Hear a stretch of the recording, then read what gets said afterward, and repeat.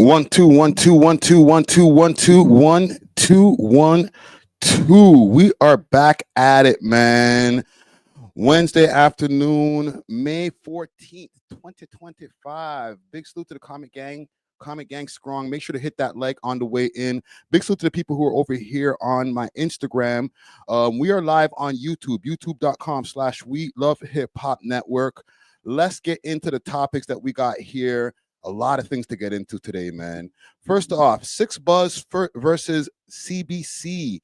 A CBC article has dropped in opposition to Six Buzz, and we definitely got to get into that. We'll read through the article, and they also have a video to accompany it, so we'll get into that. Also, Tory Lanez, the stabbing that everybody's heard about at this point. There's been a bunch more details that have come out, as well as some details about maybe evidence that shows that Tory Lanez is innocent in this case. Okay. What else do we got on the list here? We're going to talk about the Diddy case just a little bit. There's the full video that got released, almost 15-minute video from 2016 of Diddy and Cassie in the hallway. So we'll definitely go over that. The beef that I never thought that I'd be getting into right now. Benzino versus Merkules. All right. Big salute to Merkules over there in the West Coast. I did not expect this beef to happen. So listen, man, I'm here to cover it, man. I'm here to cover it. So we'll definitely get into that as well. What else I got on the list? Undercovers get uncovered. All right. There's a case over here where an undercover cop got uncovered for a whole bunch of crooked stuff. So we definitely have to look over that case right here. And last but not least, I have on my list, London, Ontario is definitely on some racist-ish. There's a video out here, and there's a few more videos that prove that London is really, really on some wild-ish. And I think that Toronto got a little bit of the same problems. But let me know if you guys have any other topics. Spam the chat. All right. We're going to be here for probably about 3 hours. So ball up. Let me, make your dinner, pour out your drink, whatever you need to do to get into the zone. We are here. All right. And for the people on Instagram, we're on YouTube right now. youtube.com/We Love Hip Hop Network. Let's get into it. What are y'all saying, gang? What's popping? Who's in the building right now? I seen Diamond Club in the building from early. Big thanks to Fun Guys for the membership. He just joined the Comic Gang Stronger membership tier that we have for people to be able to see early interviews. Right now, I got the Honcho Hoodlum interview loaded up, ready to go. Like I said, big salute to Diamond Club. It says Friday, been waiting for this one. Blunt roll, ready for the okari. Yes, sir. I'm here to provide the okari. How many minutes are we in? About 3 minutes? Okay, I ain't gonna curse yet. Big salute to Caro in the building. Big salute to Tasha_Latina in the building. Big salute to Gucci Ghost 33 in the building. Peace, love in the building. Chin Tiki in the building. Member. Big salute to BJ Gill in the building. Member. Oh, all the members are in the building, man. Kaylin Rock in the building. We got members, man. Make sure to share this video, okay? Share this video on whatever platform that you prefer, okay? Make sure to hit that like button. I want to start off this live with at least 50 likes. By the end of this live, let's get it to 100 likes, and let's really, really, really, really shake up this algorithm. Big salute to Academics Report popping up in the chat right here. You said you should see at least 500 people watching this. What's up? That's a fact. Listen, man. I've had more than 500 people watching a live at one point in time, but it's usually when I'm in trouble. Okay, when I'm under the gun, when I'm into something viral for something I just don't want to be into. Like, for example, when it happened with that whole Whack 100 and Top 5 and Drake and me talking too much shit. Like, when I went live, there was like maybe 600, maybe 650 people watching that shit. So I was like, God damn, y'all here when it's time for the effery, but other times, hey. But it is what it is. We over here building, man. Let's salute the sponsors, and then we'll get into our topics here. I want to start off by saluting Diamond Club, aka Can of Cans. Diamond Club is the carrier of Can of Cans. I got a can right here of this Can of Cans. Okay, let me see. Can y'all see that on the camera right there? Bada boom, bada bing. My lighting is washing out the white over here. But yeah, man, these cans right here, they keep the piff well fresh, and the cans keep everything sealed up too. You know what I'm saying? So you'll know nobody's messing with your packages. You know what I'm saying? Um, they also got edibles, man. Edibles is it's kicking my ass right now. I ain't gonna lie, bro. Holy, I gotta slow down. But yeah, man, edibles, pens, anything you need. Same day delivery in the GTA, and they'll get the package sent across all the way to Saskatchewan, wherever you need across Canada. Okay. Make sure to hit them up on their Instagram page. That's Canada_Canada1. You could also find them on the Diamond Club page. That's Diamond Club _Canada 2.0. When you go through the website, make sure to hit up the Instagram, or sorry, when you're leaving the website, make sure to use the code We Love Hip Hop and get yourself a fat discount. Also, I want to give a big salute to Pink Kush Factory. Okay, I'm still sipping this raspberry times lemonade fire OG. Okay, so at Pink Kush Factory, we're driven by passion for crafting vibrant juice blends that ignite your senses. Our diverse flavors, from timeless classics to bold exotic creations, are meticulously designed to deliver a burst of refreshment with every sip.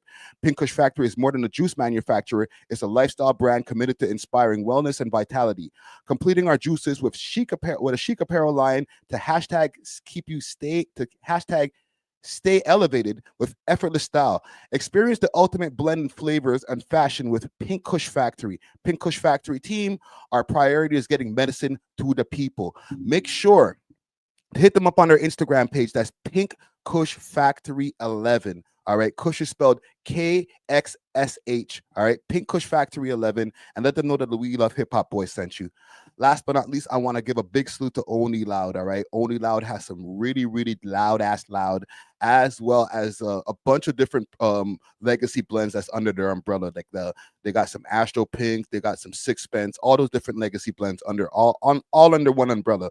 Okay. They got same day delivery in Ottawa, same day delivery in GTA, and delivery across Canada. Make sure to hit them up on their Instagram page. That's Only Loud Canada.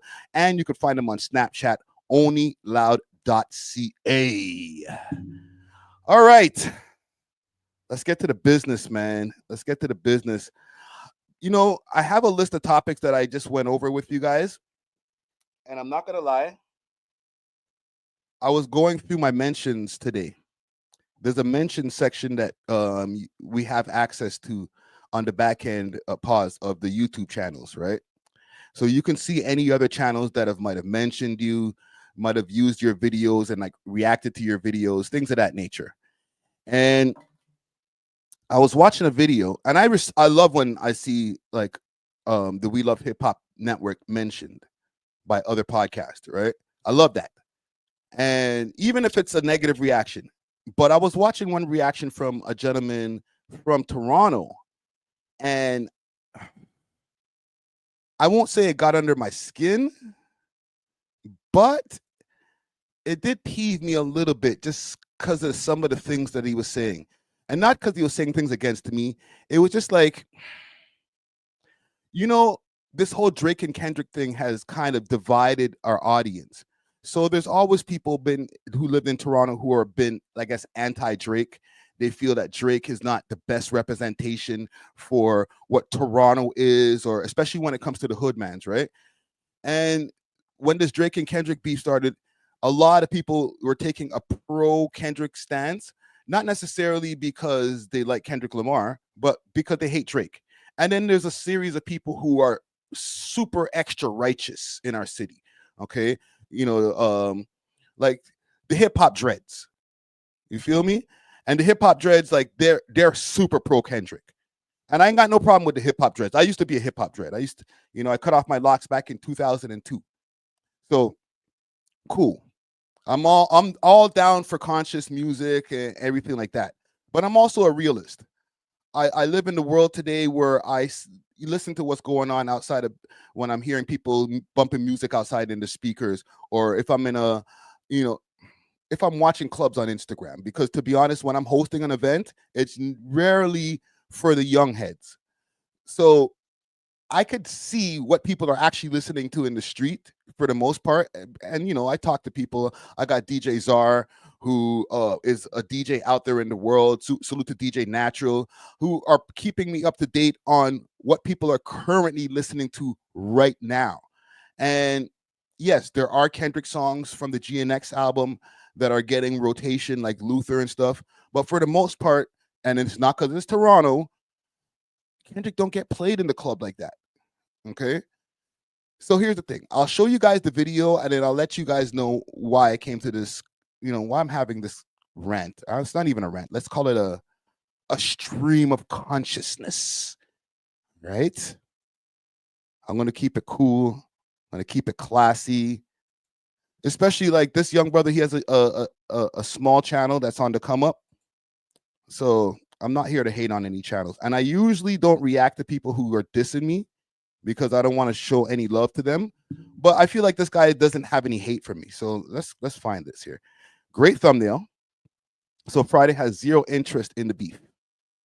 And this is based off of a video that off of a live stream from like 2 weeks ago, where I said, I don't care that Drake and Kendrick beefed a year ago in May. I'm not doing the anniversary special and do a whole new breakdown a year later. And, let's listen to it with fresh ears. Like, I don't know. I got other shit to talk about. But yeah, let's get into it. Yo, right here in the small box, I don't know where that came from. Welcome back to Single City Reactions, only on the Flex. Yes, an observation. I'm Flex. Welcome back to the channel. We love hip hop. That's Network. Me. Why IDGAF about Drake and Kendrick anniversary? I don't give a fuck.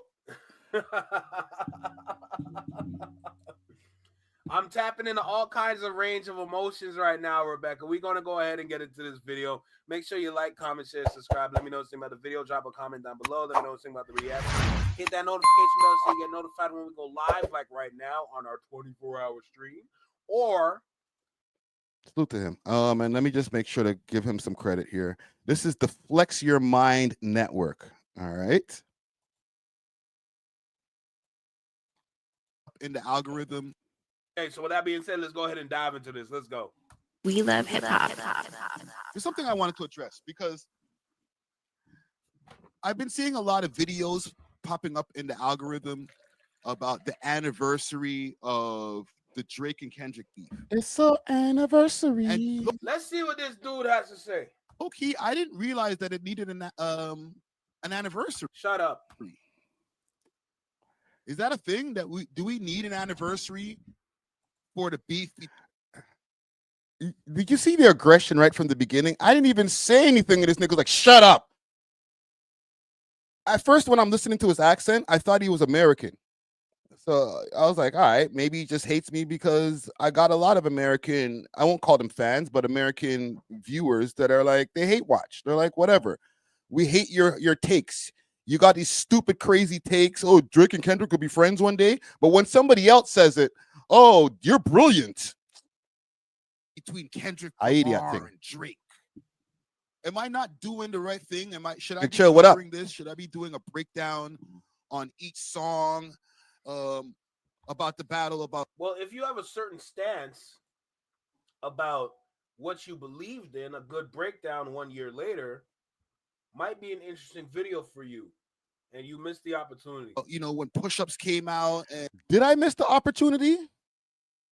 Let's stop there for a second. Let's react to him reacting to me. Right, I feel like I'm in some kind of like weird loop right now, but the piece that he's reacting to out of, let's say that's 2 weeks ago at 4 pieces a day. Let's do some calculations. My brain is too high for all of this calculating in my head.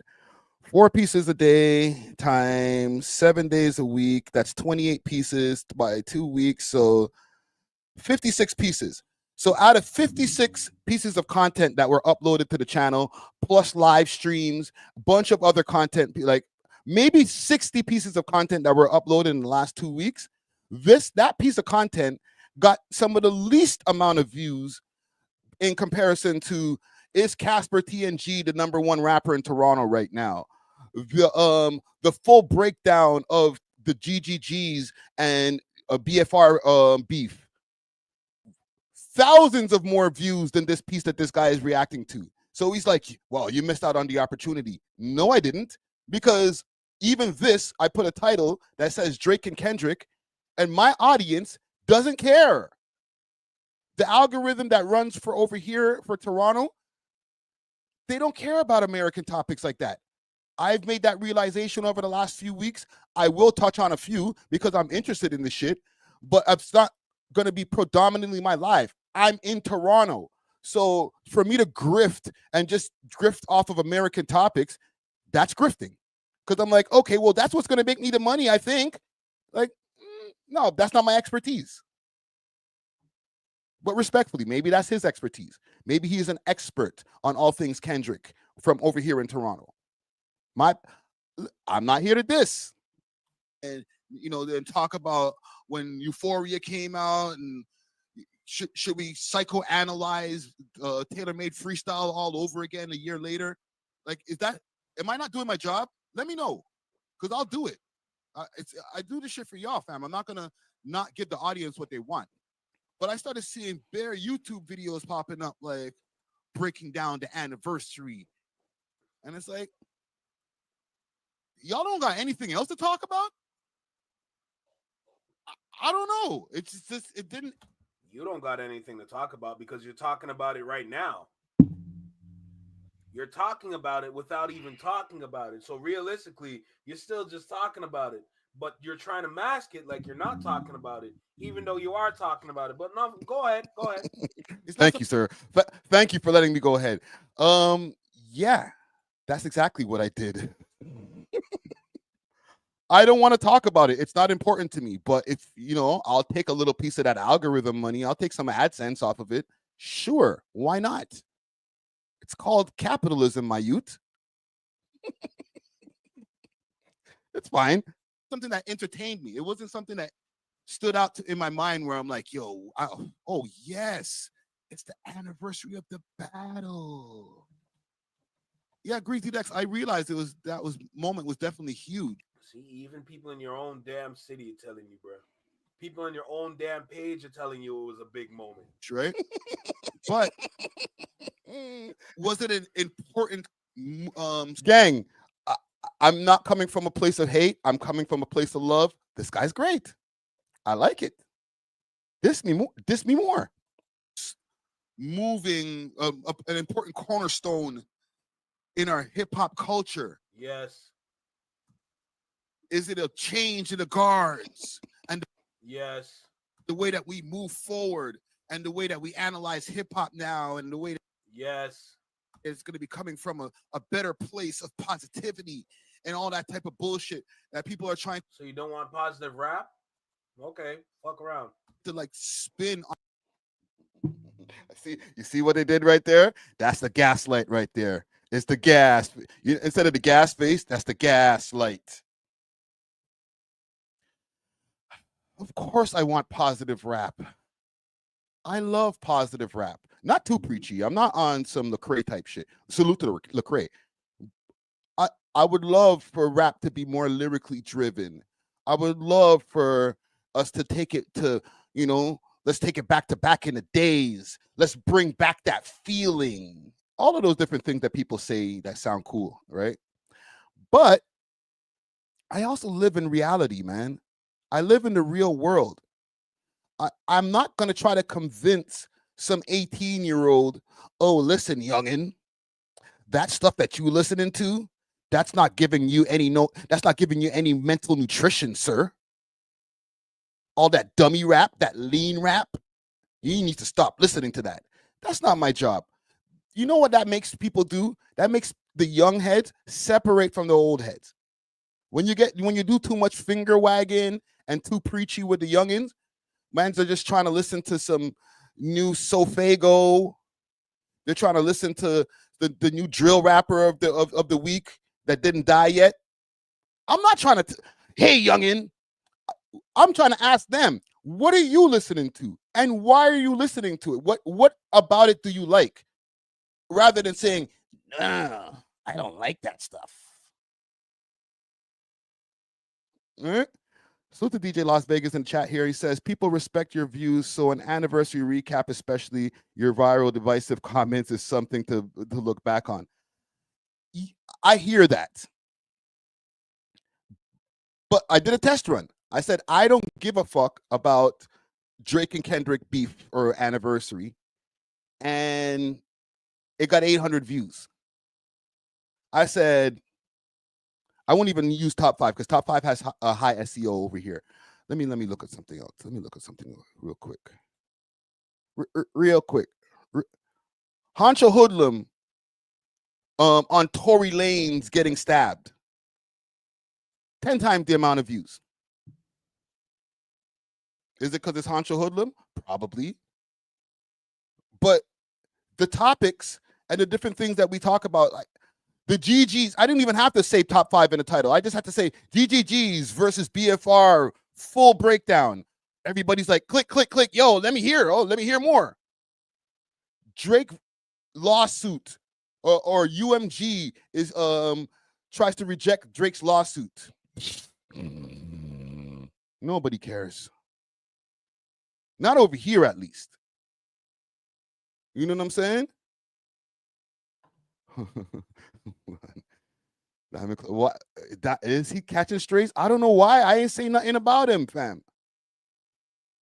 But I do get like, and you know, let me just finish my point here. And with what you're saying, Vegas, fam, I test the algorithm every week when it comes to these videos. And I started noticing at first when the beef first popped off, oh, Drake, Kendrick, or if I put Kendrick in the beginning of the title, I'll even have to put Drake. I just have to put Kendrick in the title. Kendrick Lamar ticket sales are might be 60% off. Mad people will come to watch the video. But the amount of K-barbs that come dislike the videos. Oh, what do you know about this shit, Tether? Oh, it's because you in Canada. Oh. And I like Kendrick Lamar. They can't hear it, though. The only thing they hear is Toronto accent. Oh, you must be a Drake fan. So I'm like, you know what? I won't even bother. I ain't even going to bother. If there's something that's super groundbreaking that happens that I need to cover, for example, new songs, when Kendrick comes here to Toronto to do his shows in June, I'll definitely do a recap of that, especially if I go. But as far as like, I watch a lot of channels who are still grifting off of this shit. And I'm like, how are you guys still finding angles of this beef to talk about? The artists themselves are probably like, oh my God, you niggas still talking about this shit? At least Drake is. I don't know about Kendrick. Kendrick's like still running around like performing the songs, which he should. But him performing the songs, he's probably like, all right, I'm over Not Like Us at this point. All right, Drake, you know what? I don't think you're a PDF, bro. I'm just performing the song because it is what it is. But yeah, let's continue. And salute to Down to Earth. I see you in the chat over here. On this thing. Or was it just a time? You notice, brother, this is one of your peoples? But he just got an extra audience boost. Was it a time when everybody just made a You could use an audience boost. I never did it, but you can use an audience boost. little bit more money off of AdSense on their channel? You're reacting to my video, dog, and it's not even one of the hot ones. What? Why not even a stray? The nigga stood over me and gave me a headshot. Holy broski. Why so hostile? The time when everybody just made a You could use an audience boost. I never did it, but you can use an audience boost.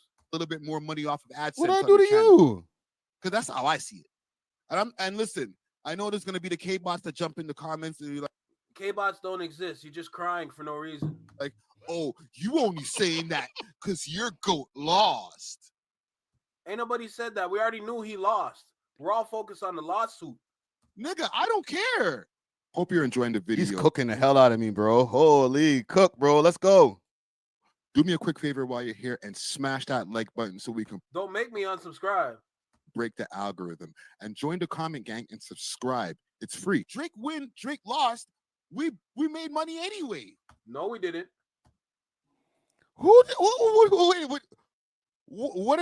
What's this? Are we all French? I know I'm bilingual. I can speak French and shit. But what part of we? Listen, over at the We Love Hip Hop Network, we made money off of this shit. We had viral content that was directly or indirectly involved in that shit. I was able to hit the team with some paper. Like, what are we talking about here? Me and you, homie, maybe not in the same category. Okay, when we talk about the views, I'm reacting to something that has 72 views. Keep in mind. So I don't know, but we're not gonna have a views challenge here. We're not doing that. Okay, I'm just saying, bro, we made money off of this shit. Anybody who talked about it, who was able to get a boost in the algorithm, big salute to all of the different LA creators that I've been able to tap in with, the company man, Curtis King, who else? Top 5 Troy, all these different guys have been able to make money off of the battle. Okay, they're all for the culture too. I'm not denying that part, but they're not going to deny the fact that they got an algorithm boost, that they got an extra few O's in their AdSense check during that time of May 2024, especially all the way into like August and September. I'm just saying. Anyhow, I'm just going to cover a little bit more of this, and then we're going to move on to the actual topics that I have on the list. It's just something that just caught my attention. In my opinion, like, yo, we got to cover sick tunes on both sides. Oh, now you're equal. There was a bunch of songs that were whitelisted, and we all got the cake up. But as far as like, oh, did you know it's May the 1st? Are we going to do that next year too? That's a fact. That's a fact, Anthony. Name's Ricky. Actually, it's Kofi.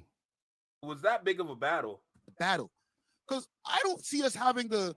Let's go to the part that kind of got under my... Oh. This time when Ether dropped.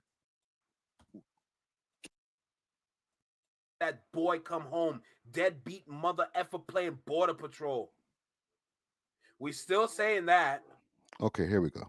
Pusha T. Are the K-Barbs having like... We talk about Meek Mill and Drake. That's a fact. We talk about M and MGK. That's another fact. And those are trash. That's a fact. We still talk about Drake and Pusha T. And how Pusha T said, you are hiding a child. Let that boy come home. Deadbeat mother effer playing Border Patrol. He's cooking. We still saying that. Cookouts and celebration parties and shit like that for this shit. Like, what are we doing right here, man? And I'm not trying to hate on anybody getting... Oh, no, you're clearly hating. In their money. If it's a money play, then just say it's a money play. It's not a money play. We're doing it for the sake of history. Yo, he said that shit with a straight face. We're doing it for history. We're doing it for the culture.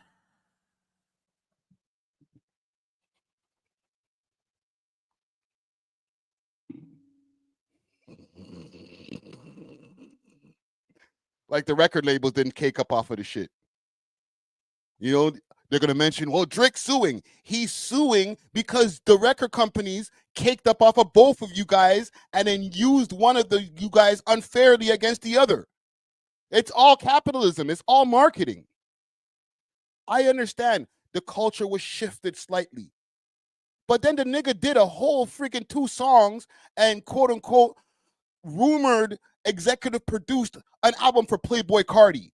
Wow. 1 point for the culture, guys. Come on, man.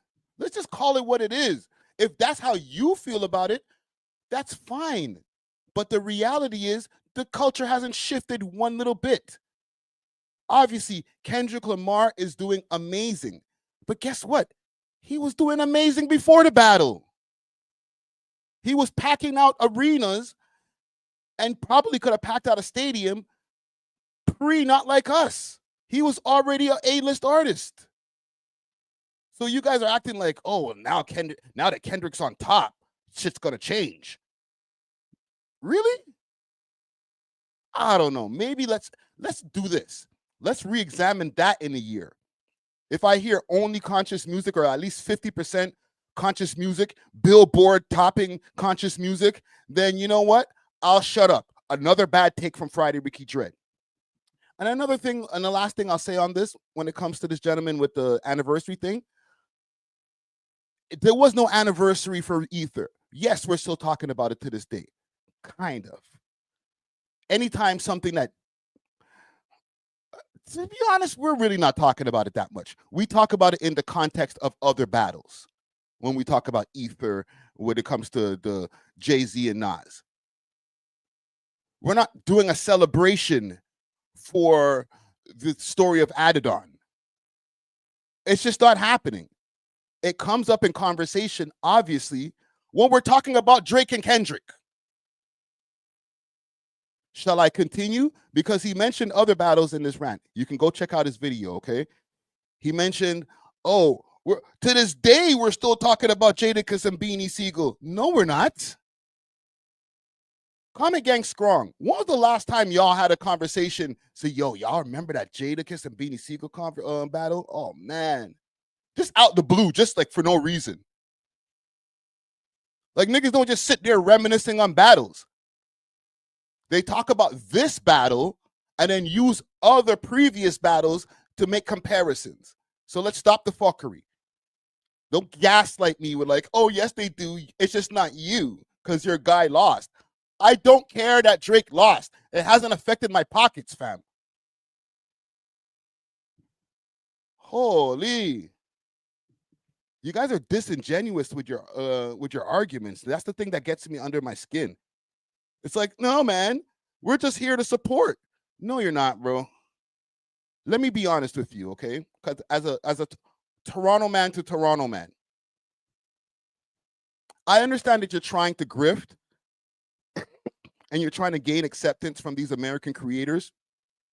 And if you're pro Kendrick and it means you're quote unquote pro culture, and if you show them enough that I don't even agree with that Friday guy because he's so pro Drake or whatever, he tries to cover those Toronto topics. He knows that shit ain't gonna work.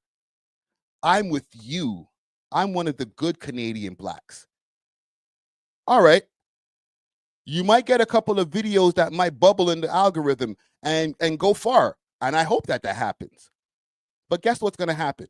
They're going to be like, you know what, bro? You ain't like us. So your opinion only goes so far. If I want to hear about NBA Youngboy, guess who I'm going to go to? And I'm talking about from the perspective of an American viewer. And Americans who are in the chat, correct me if I'm wrong. If I want to find out about NBA Youngboy, I'm going to go to Academics. I'm going to go to Breakfast Club or whoever.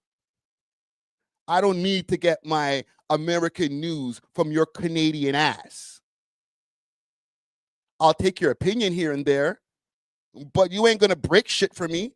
You ain't going to be the authority on Jacksonville news. You're not going to be the authority on what's going on in the New York drill. But guess what you can be the authority on? What's happening in your own backyard. And if you don't want to take advantage of that, guess what? I will. Guess who else will? The Demand Them Network or GTV, they talk about Toronto topics all the time. You know what I'm saying? If we over here in Toronto and we ain't taking care of our own, then what are we doing? Just sucking dick? Like, come on, fam. What are we really doing? Ignoring our own city so that we can cover somebody else? And then they're going to look at us and respect us when we got a whole scene in our own backyard? Yeah, right. They're going to be like, yeah, okay. Let me move it over to the side so you can keep on sucking a little bit longer. Pause. Fuck out of here with that shit, broski. Anyhow, I'm moving on. Okay, so let's get into the news that I actually have written down here. Let's start off with the 6ixBuzz and CBC. CBC recently released some people are calling it a hit piece in the chat right now, but they released an article on 6ixBuzz and some of the bad practices that they believe that 6ixBuzz has evolved to over the years. Okay, I have the article loaded up here. I have the link loaded up at least, and we can go over the article as well as the video that they have. They have a video from the CBC podcast, which I didn't even know existed. But yeah, there's a conversation that they had over on the CBC podcast that they talked about 6ixBuzz. And yeah, they're not very happy right now. So let's pull up the article. And again, courtesy of CBC. Can I get this ad out of the way? Anyhow, okay, there we go. So, how Six Buzz got so influential. Culture critics Matt Amha and Joyetta, I'm not going to say that last name, explained the Instagram account's popularity. So, Six Buzz started off as a way to highlight Toronto hip hop artists created by two founding members from the city who wanted to highlight the culture they saw around them. In the past few years, the Instagram has also started highlighting health and political news using controversial headlines. This strategy has amassed more than 2 million followers, a large enough reach that conservative leader Pierre Poilievre even participated in a Six Buzz Q&A during this year's federal election campaign cycle. Today, today on Commotion, host Elam, I'm not going to say the name here, speaks on the culture critic and Matt and Joyetta to look at the rise of the popular controversial Six Buzz and what it means for the Canada's media landscape. Okay, so this is the transcript of it, but we'll get it from here. Let's go straight to it. And I am Anna Polyev here. Stay. Q&A for Six Buzz TV. That is considered. Polyev here, Pierce Wife here to ask the question. I'm not trying to get copyright from the music that they're allowed to play. Federal sales tax on new homes, and we will also get their news from, and I wanted to get into what I see as a controversial rise to prominence. And here to unpack all of this, Matt Amha is here, Joyce Sangupta is here. Matt, Joyce, welcome to the show, y'all. How's it going? So good. Going well. Thank you for having us. I'm ready to do this. Matt, I'm very briefly, what's a Six Buzz origin story? I think we probably have to start by saying that the origin story is shrouded in mystery. Like, okay. I believe to this day, the owner, or at least one of their owners, quite literally does not show his face and wears a mask in all public appearances, like literally to this day. But there are two founders. They operate in different capacities. But it was kind of originally like a music blog, essentially. Like they would feature local music from Toronto, sometimes from across Canada. They would feature the kind of content that would pit neighborhoods against one another and kind of place community housing projects into rivalries. Flag on the play. I'm going to do a rare defense of Six Buzz right now. Yes, and I don't think so.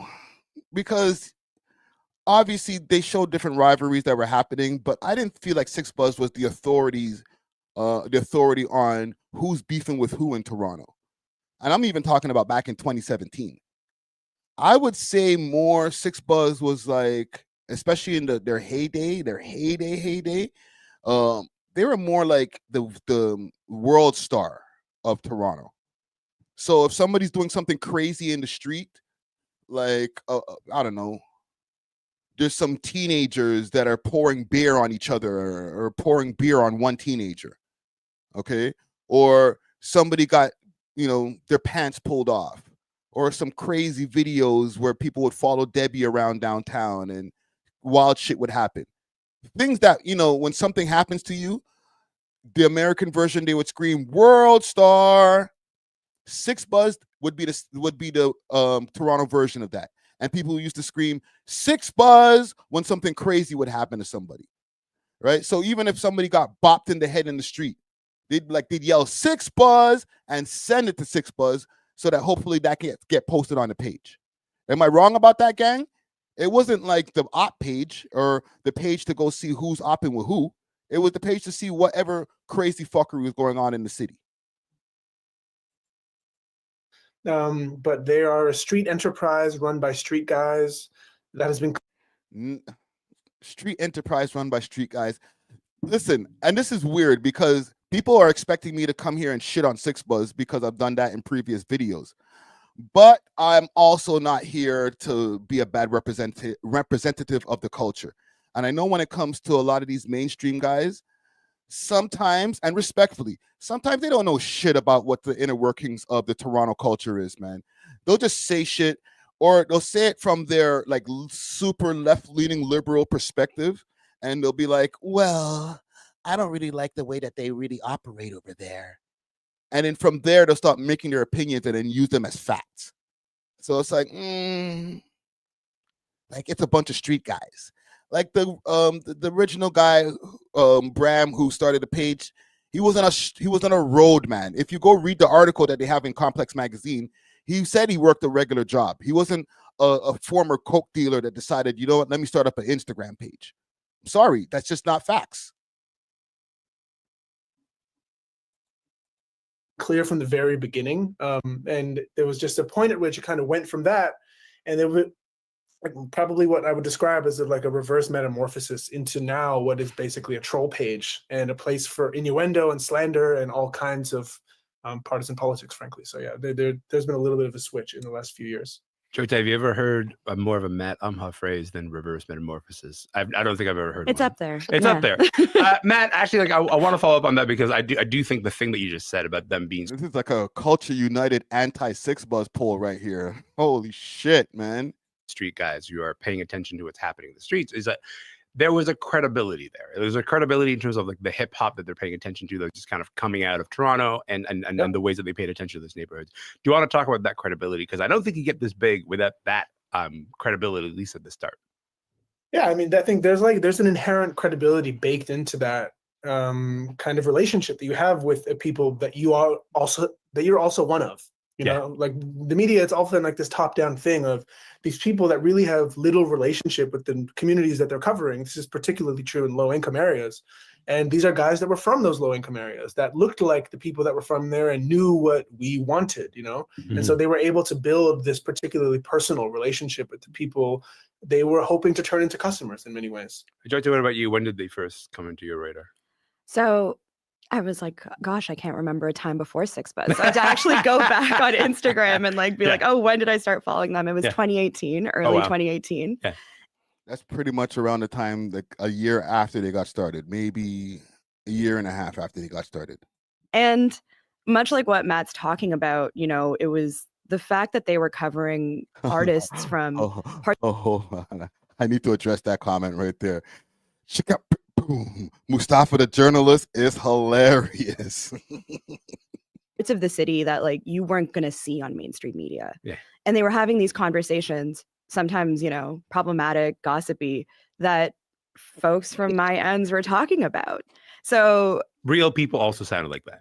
Yeah. So it was representative of a version of Toronto that wasn't being seen on mainstream media, unless it was in this very like voyeuristic, I would say even perverse way. Mm-hmm. So the fact that it was coming from people from those areas, it's like immediately I wanted to see what was going to come out of this account. Mm-hmm. And then, you know, the fact that like you would follow.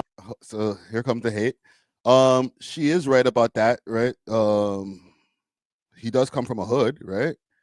And that was a page that represented a lot of people from the hoods, but it was also a page where I saw a lot of white kids from Kitchener doing beer pongs and getting stupid drunk. Like it was just a page where people can go get entertained. I don't really think it was that deep in the beginning, but they did evolve into a source of finding out about Toronto hip hop.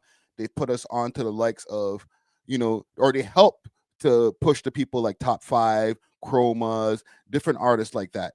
Okay, LB Spiffy. They did get into the music business as far as having a record deal with Warner Music at one point in time. They put out the 6 Up and Down mixtapes.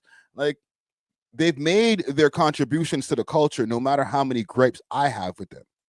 All right, my gripes are not those different things. I'm never gonna dismiss their contributions on the culture, but I feel like these people have an issue. And listen, I'm going to hear them out because I could also understand that they might not be happy with the way that the page evolved. But hey, viral moments online. I feel like I'm the only one who gets to pick on 6 Buzz. And from the US or other parts of Canada, but like Toronto's own viral moments now had this platform for us to sort of be in on the joke and see what's going on. Yeah. It's one thing to build that world. It's Mhm. another for it to sort of get to the degree that we're at now. Maybe I'll ask this, Matt. Matt, when did Six Buzz's sort of these controversial clickbait kind of strategies, when do they sort of start to get the attention of other more traditional media organizations? So there's a short answer and a long answer. I think the short answer is that there was frankly a kind of process of radicalization around COVID. I think around COVID is where we saw the page really start to harden and start to present views that, you know, it felt like a point of view, frankly, and start to develop this point of view. And, you know, COVID, like, you know, mask mandates and like the kind of thing that you would maybe traditionally relate to like a right wing kind of blog page. But through the years, they have been, you know, they kind of developed a kind of cast of characters and people that would appear on the page in different ways. They would break stories that would then be featured in the mainstream press, the kind of stories that you know, the mainstream media ignored or didn't initially see as viable were things that Six Buzz were on first. The page also kind of got an air of legitimacy once Drake followed them and started promoting their content. Like, I think pretty quickly after Drake followed, the page exploded from 60,000 to 500,000 followers, right? So that's a direct kind of pre and post Drake cosign that really. Wow, he's taking it back to 60,000 followers. Keep in mind, Six Buzz has over 2 million followers at this point. Really changed the trajectory of the platform. But I think there's one story in particular of like there, you know, there was a young girl in Toronto that people who followed the page will recognize. I think, you know, I won't necessarily say her name now, but viewers of the page will know. This girl became a kind of like a local avatar. She was highly recognizable. She was like a local celebrity, but she was subject to like incredible abuse, like virulent online abuse due to her depiction on this particular page. And, you know, viewers of the page could appear that this was a girl that appeared to be struggling. You know, and like, I'm not in the business of diagnosing anyone, but the conversation every time that she was posted was, I'm not sure this is right. This feels wrong. Why are we laughing at a vulnerable young girl, right? And when she eventually ended up dying of an overdose in Toronto at a shelter at 18 years of age, an incredible tragedy, you know, many people in the city kind of placed some measure of culpability at the feet of a page which had been responsible for her hyper visibility and virality. And, you know, I think, you know, some of these narratives through time expose the complication with going from a kind of, you know, a page that posts, that memifies fights and beefs in the city into a kind of news publication, which is what they consider now. And, you know. Okay, so just to give you guys some context of who he's talking about, because he was choosing not to mention the name in this piece here. He's talking about Debbie. Okay, R.I.P. to Debbie, aka Debbie Gang. Let me see if I could pull up some content.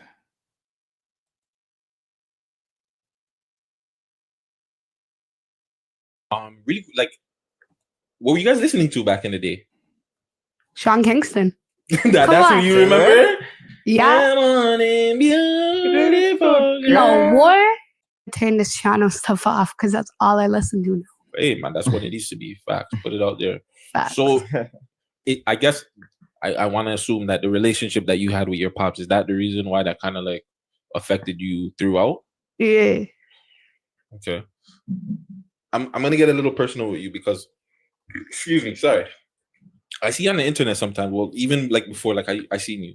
Do you feel like you might have an alcohol problem and that leads like because of your pops and like the relationship that you and your pops had? 100%. Would you go to rehab for it? Like, do you think like Would I know? you have an issue? Not at all. Do you think you have an issue? I do, but would I go to rehab for it? Nah. You wouldn't want to fix it? Like, you don't feel like your mental health would be first? Because, fam, you have to look at it. You have a fan base. That's one. No matter what the fuckery and what else, wouldn't you think like, yo, let me focus on my mental health and like my health in general, my With physical everything I've been through, I do this shit to forget about that shit. So even if I went to rehab, that shit I've been through is never gonna go away. I know it might not, but there might be other ways. And I like, again, like, Suta got for this because like he was doing his best to try to like get into her mind a little bit rather than just exploit her in the interview and be like, say something crazy for us to go viral. Like, nah, like he was doing his best Dr. Phil right there to, you know, try to understand her at least, or get the audience to understand the type of issues that we just see from this person that we might see not only on Six Buzz, but on a multitude of different blog pages that just be crashing out most of the time. Always like I like to save people. You know, I'm Mr. Gutsy Saver. Not you per se, but you know what I'm saying. Like I just like to save people, and I feel like you know, that maybe. You know what it is though? I'm still young. I'm still in that party stage of life that is just like, you know. True. Okay, that's Maybe cool. if I was older and you asked me, maybe my answer would change. I like that. That's cool. I'm cool with that. And I just want to see you do good, man. Also, too, do you remember like your first viral video?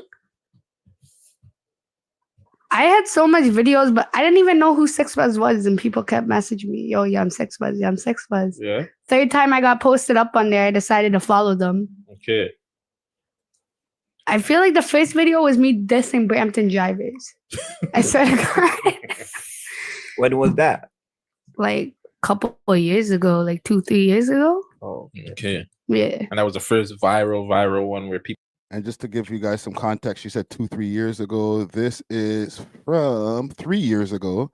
This is from June of 2021. So 2 years before that, that's 2019, 2018, let's say. People were just like, That yo, way, I'm yeah. on that. Because I remember looking at my IG, I'm like, where the hell are these people coming from? Like, why are people following me? bare followers out there.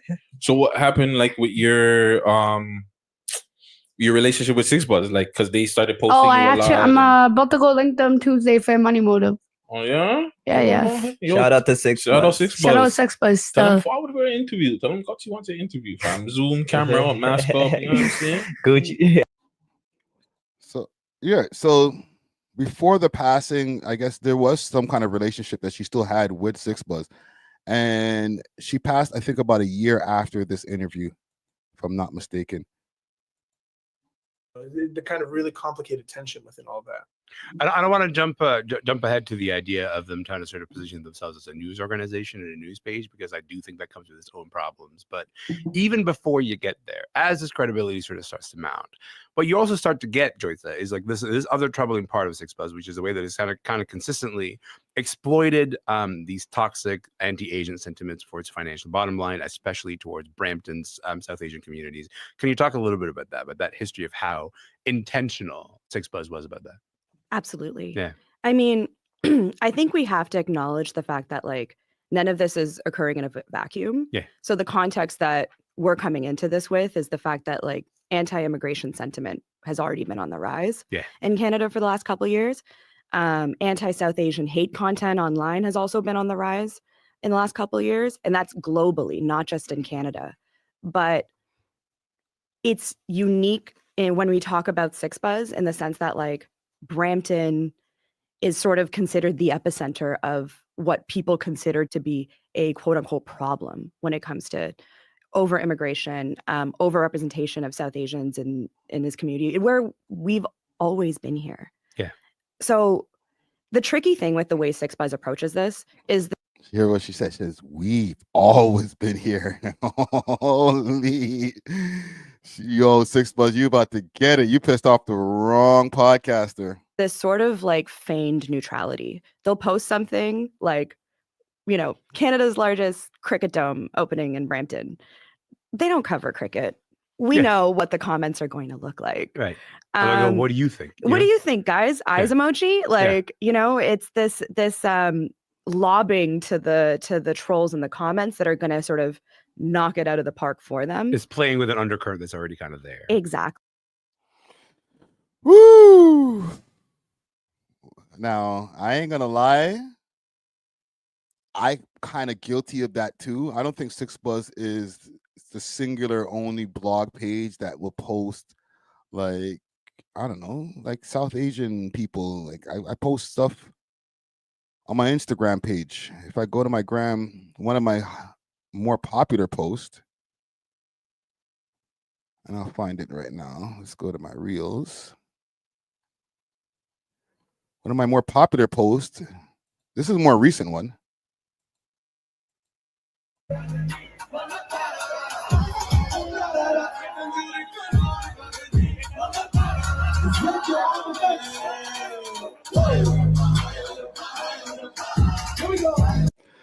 I know what is going to happen in the comments. I understand the assignment.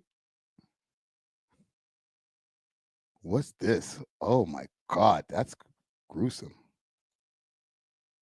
Canada's a shithole. This is not even one of the more popping ones. I get it. You guys are virtue signaling crazy. This one is a more popping one.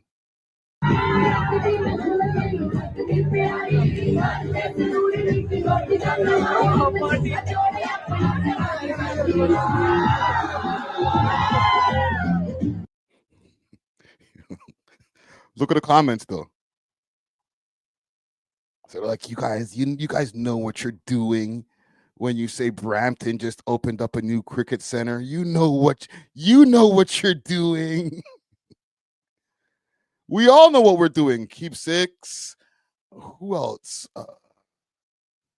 There's mad blogs. I can't say not Keep Six. Let me not put Keep Six in that category because I don't see Keep Six doing a lot of these posts, but they've done them before.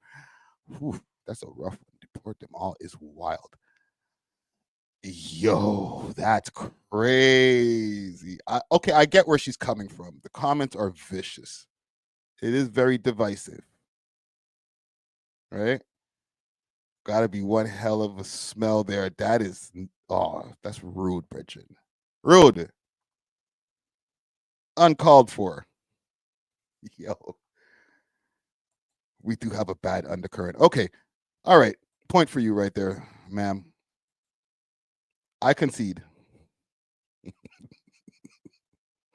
We're wrong. So it's one of those things We're wrong for that one. where it's like, are they the only ones doing this? No. But when I talk to, in my reporting, international students, newcomers, other young South Asians, particularly in Brampton, Six Buzz came up time and time again.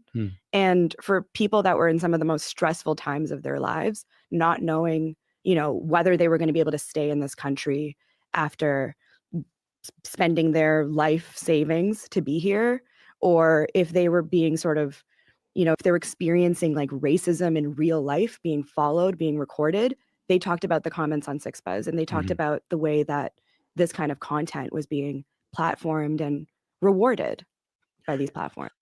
Whew. That's a heavy load to bear, man. I will say, in defense of Six Buzz, like, this is a lot of responsibility. And I know people are like, the argument could be there, like, listen, don't go to a blog page for education. Don't go to a blog to raise your kids and all those different things, right? It's the same thing that we used to say about TV. But it's like, I guess they're going to get more backlash for this type of shit because of the fact that they have so much more followers than everybody else. But I just don't see them doing anything that nobody else in Toronto, at least, isn't doing, okay? Toronto has a certain culture and certain jokes that we all get over here. And I think we're all kind of guilty of it. Six Buzz walked into this and dug their own grave. The comment that I see a lot when it comes to Six Buzz right now is the way that they've switched up their content, where now it's kind of very generic. When you go to the page now, there's not as much Toronto music type post. I feel like lately they've been kind of getting back into it. And keep in mind, this is off the heels of Six Buzz just making a big purchase of purchasing the Torontology subreddit page. And, I've had my share of issues with that. But when you go onto the Six Buzz page, let's see some of the posts here. New studies show that Canadians want more internet options, lower prices, and support opening the market to more providers. Do you think Canadians have enough choices when it comes to internet providers? All right, and they got Mark Carney in the picture here. GTA 6.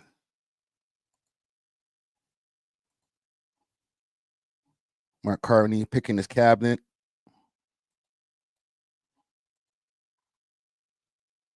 They have okay, there's a rapper, Tory Lanez, stabbed. But it's more of a generic political commercial page. Keep in mind, they got bought out years ago by another company, So that company is going to be more responsible, or whoever that company put in charge of the curation is going to be more responsible for the curation that's happening on the page. Like,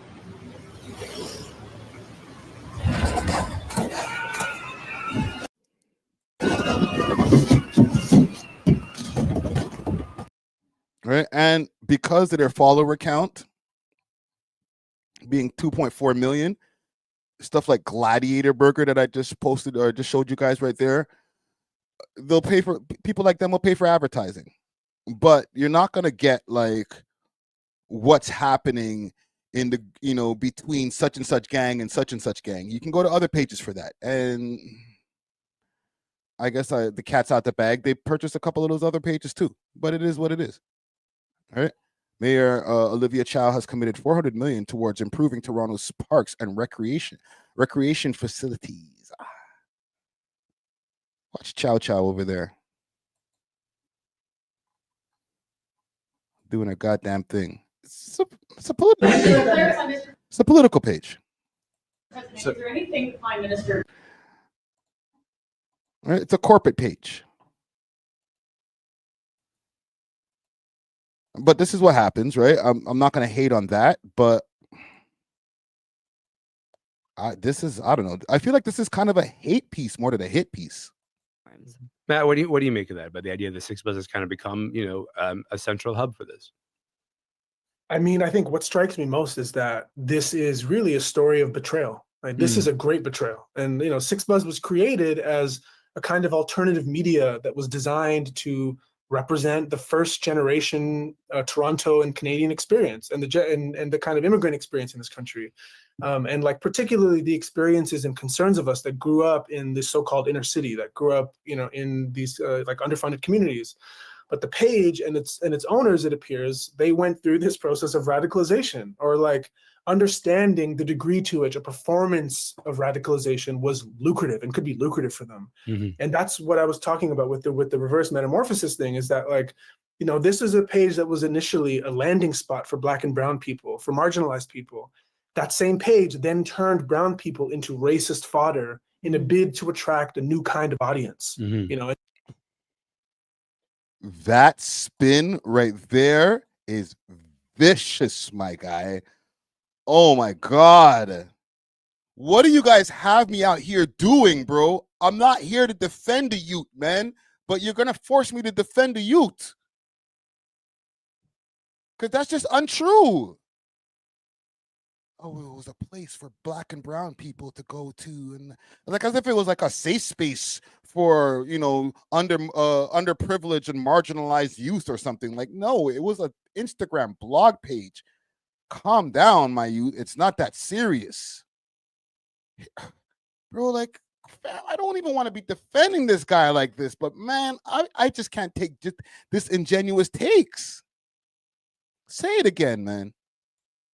What I was talking about with the reverse metamorphosis thing is that, like, you know, this is a page that was initially a landing spot for Black and brown people, for marginalized people. That same page then turned brown people into racist fodder in a bid to attract a new kind of audience. You know, and that's where this idea of betrayal, I think, comes into play. Like, they built this audience initially by creating these relationships with marginalized people in their city, but they now use those very identities to drive race panic and immigration panic to an audience that they are trying to appeal to, right? And like, they're now serving these people to whom they owe their success in its entirety on a platter. And they're presenting them as like an internal horde, as a scary alien population. I think the logic of that is really troubling. And like, you know, essentially Did we just see the same page? Because I feel like I just literally showed you guys what they're posting. Is it like some kind of political divisiveness? Some kind of dog whistling for us to separate as a people, or to go off and bash Indian people? Like, I don't know about that.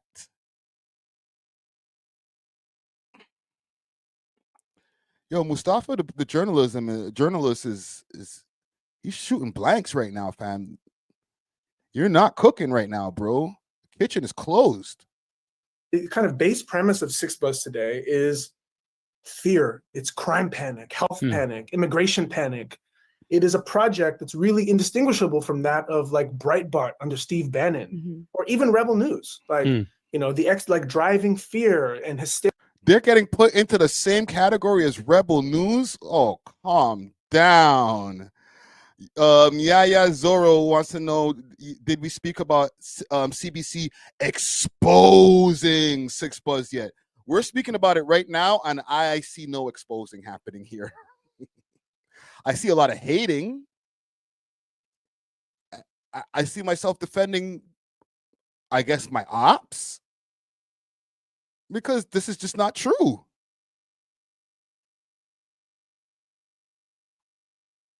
Holy shit, man. What are y'all saying in the comments here? Peace Love says next hate piece is WLH sorry, or HN. Yeah, HHN. I have done some work over there at CBC a few times. I'm not trying to listen respectfully to CBC as a whole, and any of you guys who might see this, or okay. I'm not trying to hate on you guys as a whole. I'm just not agreeing with your opinion right here, man, when it comes to Six Buzz.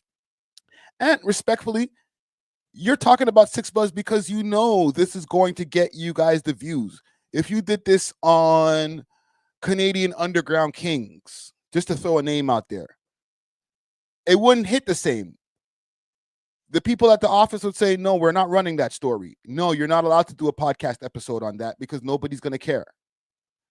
Respectfully, nobody really cares about this much neither. Let me just go double check on something. What's the views like, Crow? Give me a second. So in one day, it did 211 views.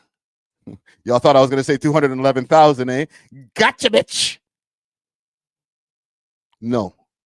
This live will have more views by the time we're finished broadcasting it than this quote-unquote hit piece on Six Buzz. So from whatever they're trying to do, when they said, hey, to their producers or the people at the office, yo, we're going to do a piece on Six Buzz. That'll get the views. No, it didn't. No, it didn't. The algorithm has already moved on. It's over, bud. It's over, bud. It's over. Area, the kind of brand that trades on our worst impulses, that uses fear-mongering as like a vector for attention and clicks and ultimately revenue. And, like if you are interested in profit, it makes sense, but I think ethically it raises all kinds of questions. And like, just the last thing I'll say is that, to go back to what I said earlier as well, like these are street guys. He's cooking so much. He's like, and one more thing. It's running a fundamentally street enterprise. And I understand more than most, I think, that the conditions of life in the inner city and in community housing in Toronto can drive all kinds of desperation and a kind of mania for upward mobility. But like, when the hustler begins to destroy the world that he lifted himself out of, they should be subject to critique. And like, I think in some way that's what's happening here. What? Whoa. Made me drop my lighter, bro. You cooked a bad meal right there, family. He painted these guys as the craziest demons. And I shit on these guys and I call them demons, but for way different reasons. Not that serious. Like, oh, they bought the Reddit. Oh, they called me a goof or something stupid behind the scenes. Like, it's not that serious in the all grand scheme of things. It's fun to make content about, but it's not that serious. The way you guys are trying to paint these guys is like, if you keep on following the Six Buzz page, it's just going to rot your mind.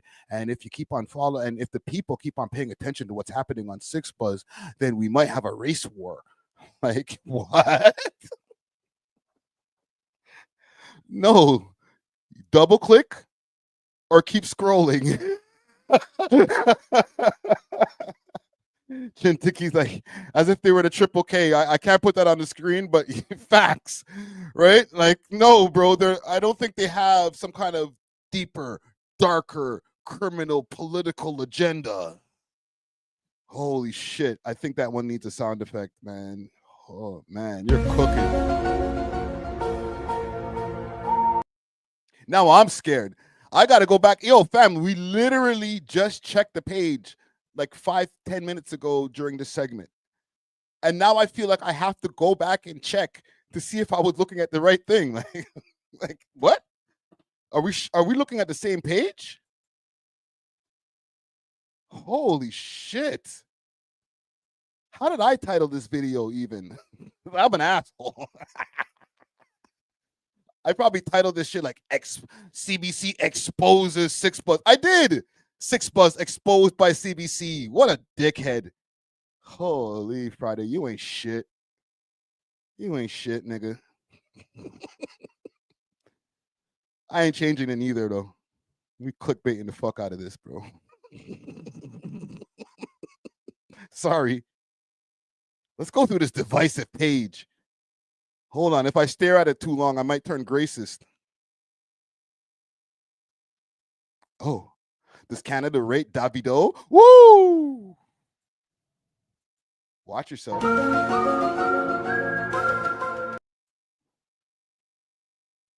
Damn, so divisive. Mark Carney speaks. I'm focused on what matters the most.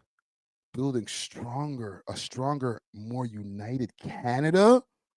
What? Guys, do you see this right here? Look at the division. Hold on, I'm pointing around. Look at what are these guys doing, bro? You're gonna cause World War III, fam. We don't even have nukes, bro. Stop posting. A recent Wells Fargo report predicts that Canada is on the verge of an economic recession. How dare you post these divisive things on your page? Yo, Mustafa the journalist is right, man. This is a dangerous page. Oh no. He went too far now. He went. Listen, we might have to cause an injunction. We might need to lock these people up. Do you think 100 men can take down a gorilla? Bro, how dare you? Oh, and you're using a video game?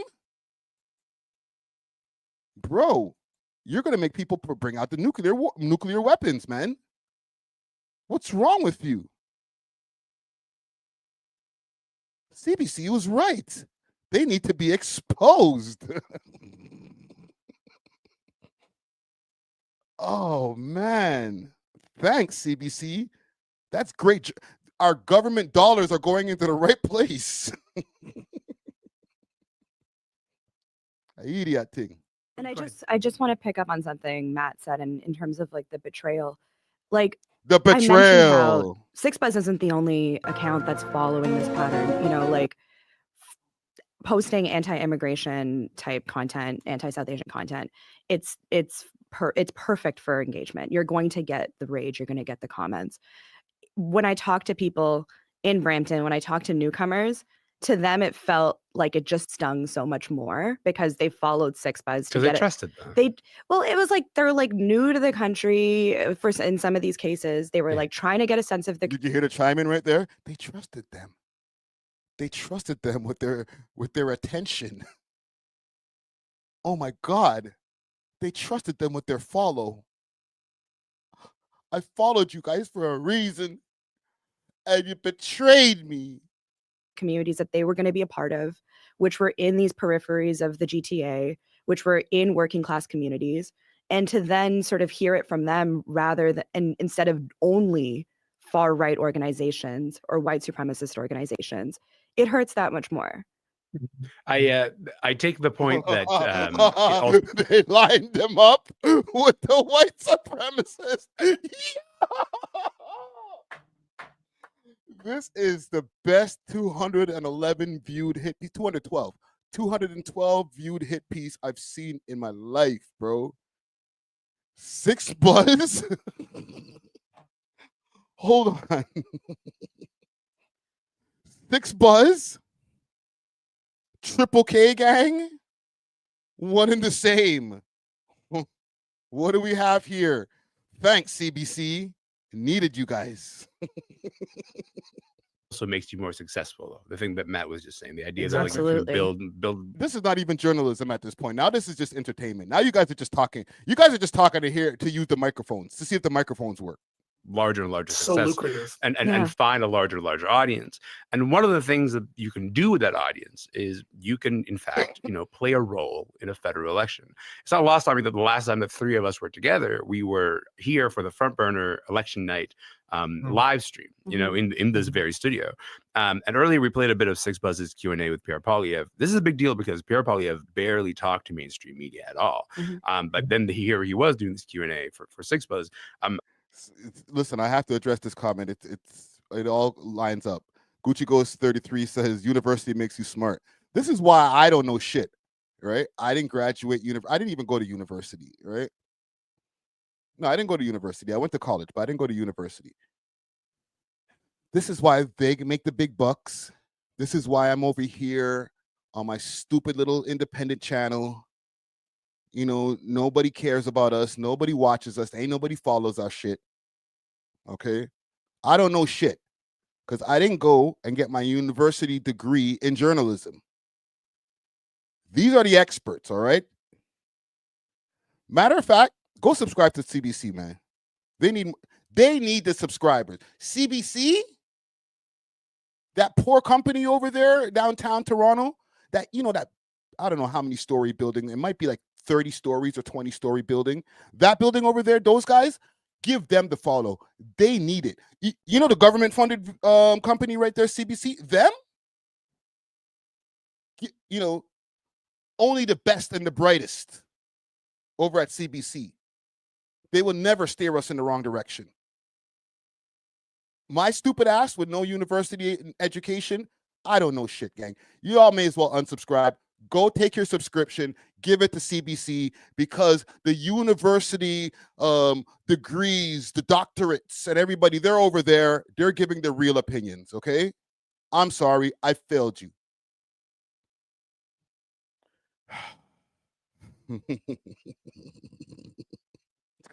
I'll ask you, what did you make of Poilievre's decision to make that video for Six Buzz specifically?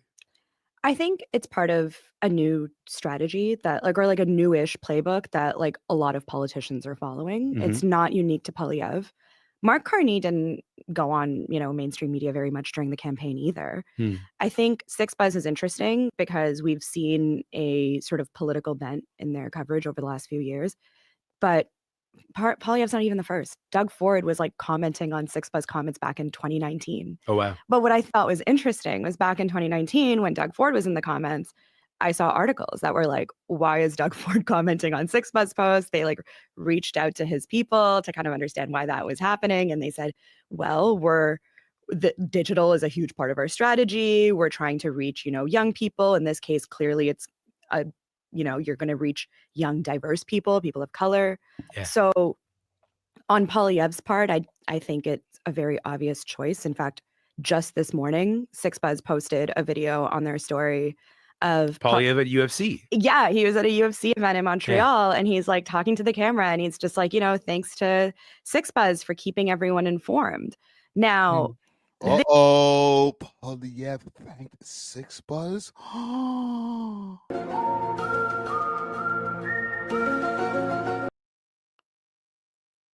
Oh my God. Don't do that, bro. You're going to sway an election. the one that already passed, the guy now who's just chilling out. He's not chilling, but he's doing his own thing. He'll be back when it's time for another election, but he didn't win. He said hi to Six Buzz. He said shout out to Six Buzz. Oh my God.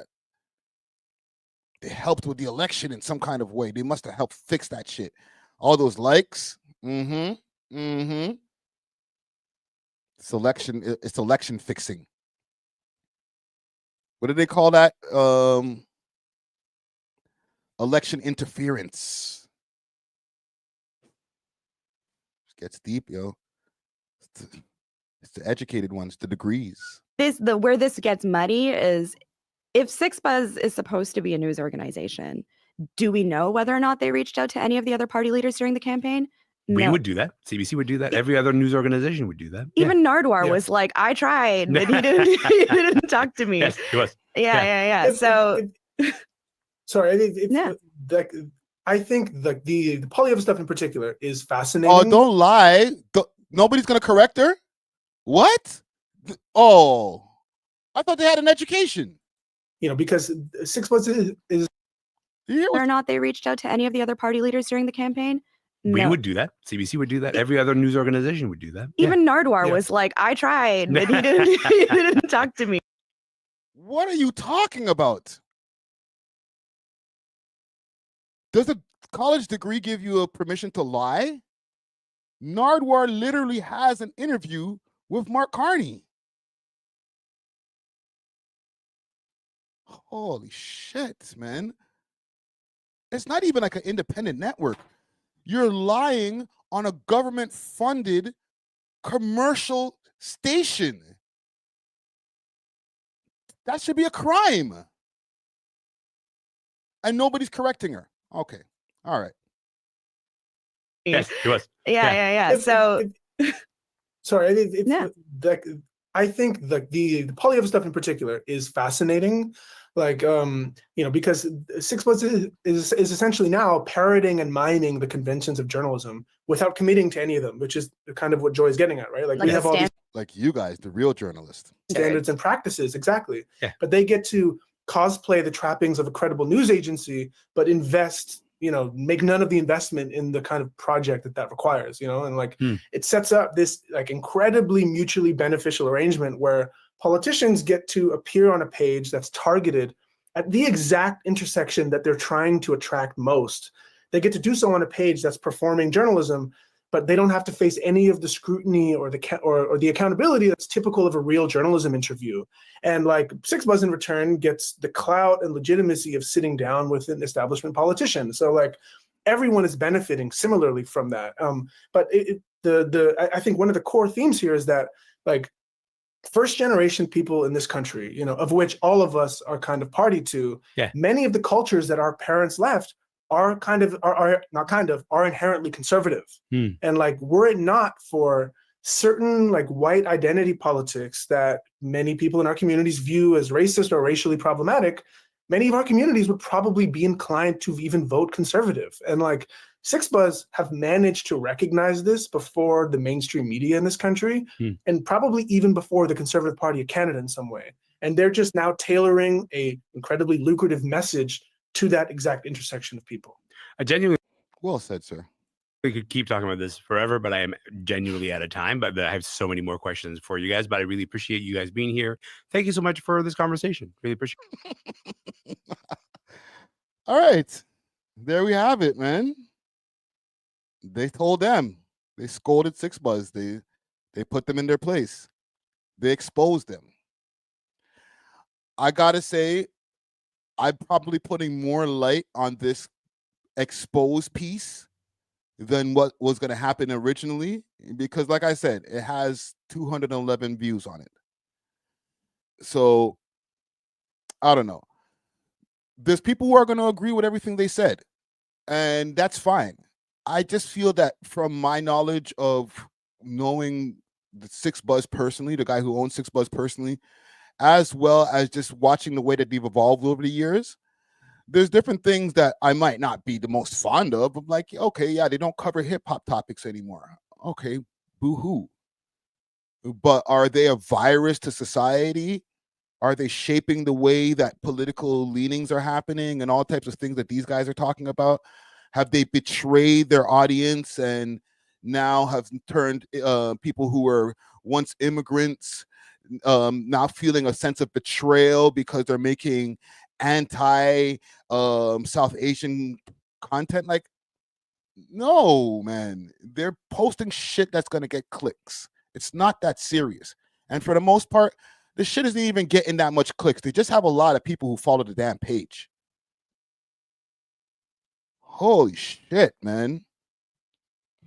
So y'all could listen, clip this. Salute to 6 Buzz. All right. It's not that serious. If 6 Buzz was worried about this piece that's going out right now, It's not even circulating that much. They ain't got no motion, bro. So don't even worry about it. But yeah, let us move on. Let us move on. What y'all saying, man? What are we at? Hour and 30 in? We cooking. We cooking. I feel like I took a little bit too long on that first topic right there. You know what I'm saying? If for that kid, if you see this, now you can react to the reaction of me reacting to my reaction. All right. I don't know if I said that right, but we're getting into a deep wormhole. All right. So let's get into this Tory Lanez stuff, man. Tory Lanez. Everybody knows that he had a recent incident over at the California prison that he's locked up in right now. The reports came out that he wasn't stabbed in the yard. He was actually stabbed in one of the day rooms over there in the prison. More information has come out as far as who the assailant was. They're saying that it was a Mexican gangbanger, some guy who has a lot of heinous charges, a lifer. We've gone over the details of him getting flown out of the prison by helicopter. He's right now recovering in a civilian hospital. 14 stab wounds, including 10 to the torso, 2 to the head. I think he might have caught a $150 as well. Crazy incident. The details that we didn't know before are coming out now. So, for example, I was asking, should Tory Lanez go into protective custody? Should he go to PC? And the details that I found out now is that he's actually in a PC yard. Okay. And correct me if I'm wrong, okay? We're going to go through the details one by one from this, but they're saying, they being 1090 Jake and a few other outlets, right? Sorry, the non-journalist, okay? None of us have any college degrees, so none of our words mean shit. But us non-journalists have come to the conclusions and done our due diligence and try to dig to find the information, and apparently he's already in some kind of a protective custody section or a mixed integrative section where you can have protective custody people in the same place as general population people. So this is why he's in the same place as somebody who has a wild, heinous charge. And the charges being that this guy, not even allegedly, he's been convicted for shooting his 13-year-old girlfriend in the face at close range. This guy at the time when he was dating said 1-3 aged person was 21 years old or 22. Okay, so a real just despicable human. But let's get into a couple of clips that I have pulled up here. Let's start with a 1090 Jake clip, and then we'll work our way through to what's going on with Tory right now. What's up, everybody? It's 1090 Jake. I'm rocking with y'all, and y'all rocking with me. me. In this video, we're going to be speaking on Tory Lanez getting stabbed inside a prison and the man who did it. May 12th, 2025, located north of Los Angeles, or level 4. These are the most dangerous levels in California State Prison, where race, gangs, and strict politics are enforced with deadly consequence. The only step above this would be the maximum security inmates housed within the security housing unit, otherwise known as the SHU, a disciplinary confinement reserved for the prison's most violent, whose only escape from a cell is a human dog cage. It was 7:20 in the morning when 32-year-old Daystar Peterson, who's more commonly known as the rapper Tory Lanez, was violently attacked. TMZ would originally report multiple sources, including a corrections officer, claimed Tory was on the prison yard, but an updated report from a representative of the California Department of Corrections would clarify Tory was attacked within a housing unit. Prison staff rushed into the unit administering first aid, while quickly determining Tory suffered life-threatening injuries, forcing them to call 911. Video would emerge of who's believed to be Tory Lanez landing in a life flight helicopter at Kern Medical Center in... Yo, that's crazy, man.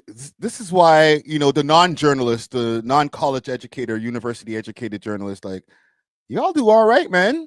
You got the video of the chopper. That's crazy. Bakersfield, California, an hour-long drive from the prison. The man is under the sheets in there. Yo, they try to dead this nigga, bro. That's crazy.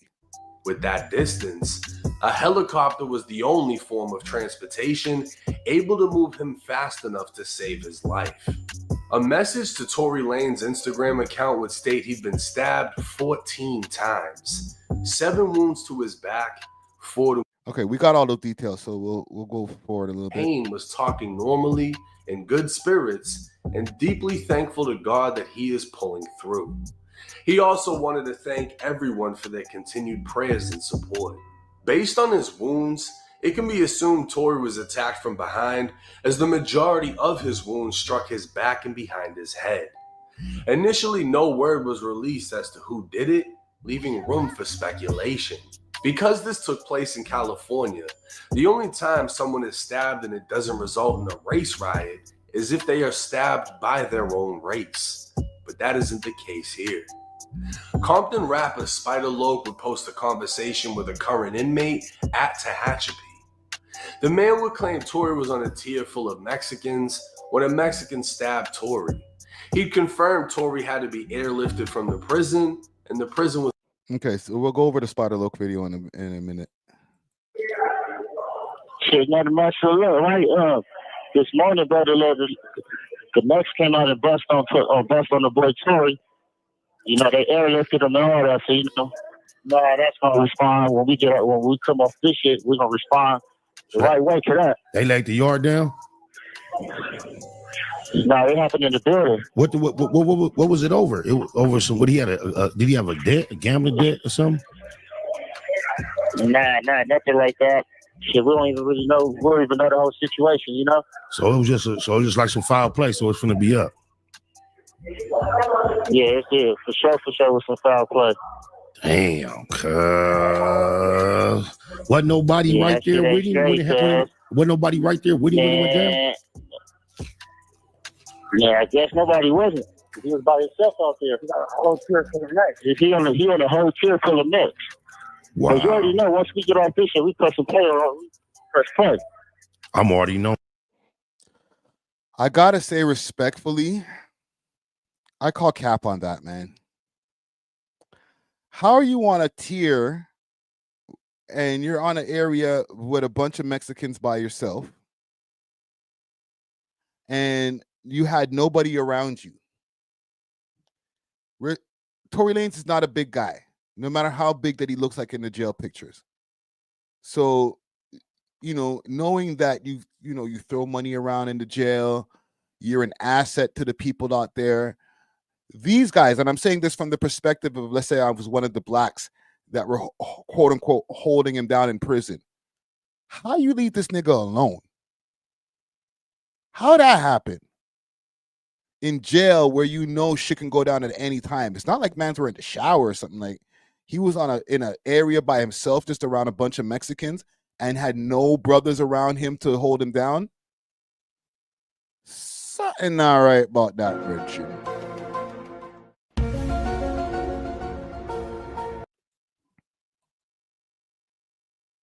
Right? Like, I don't know about that. Young Money says in a press conference today, it was revealed that Roc Nation became aware of the new evidence that was about to come out. They tried to kill him to stop it. I don't know. The tinfoil hat might be out a little bit too much, man. You might have to re-ravel. I know when you let the tinfoil out of the container, it's hard to ravel it back up without crumpling it. You know what I'm saying? You know when the tinfoil comes out too much and like you try to put it back in and like it just gets up all jumbled up and crumpled up instead of a nice smooth set of tinfoil in the beginning. You might need to just roll that tinfoil back up, man. That's a little bit too much. I understand the Roc Nation angle. A lot of people are saying that right now, but that's a lot, bro.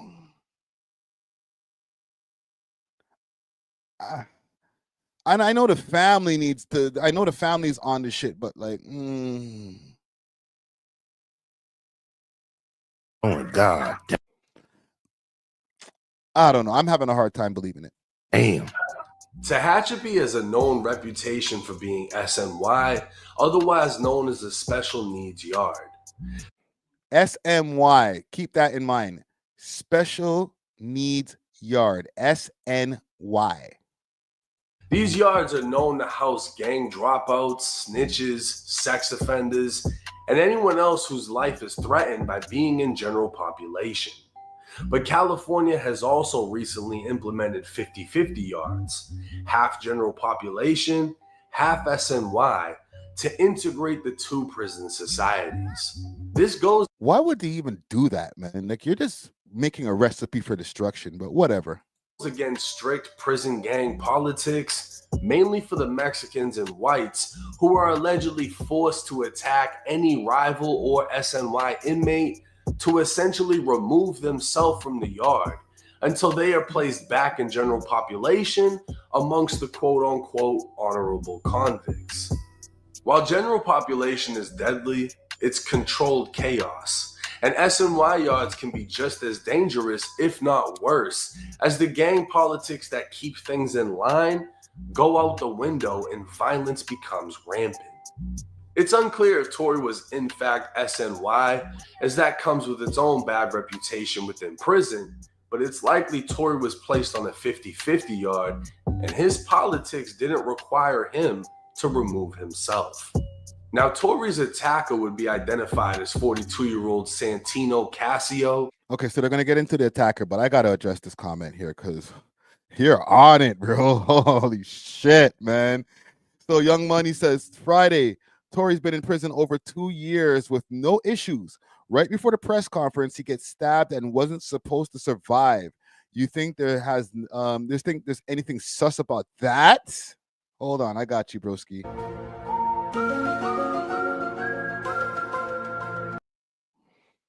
Yes, there is definitely something sus about it.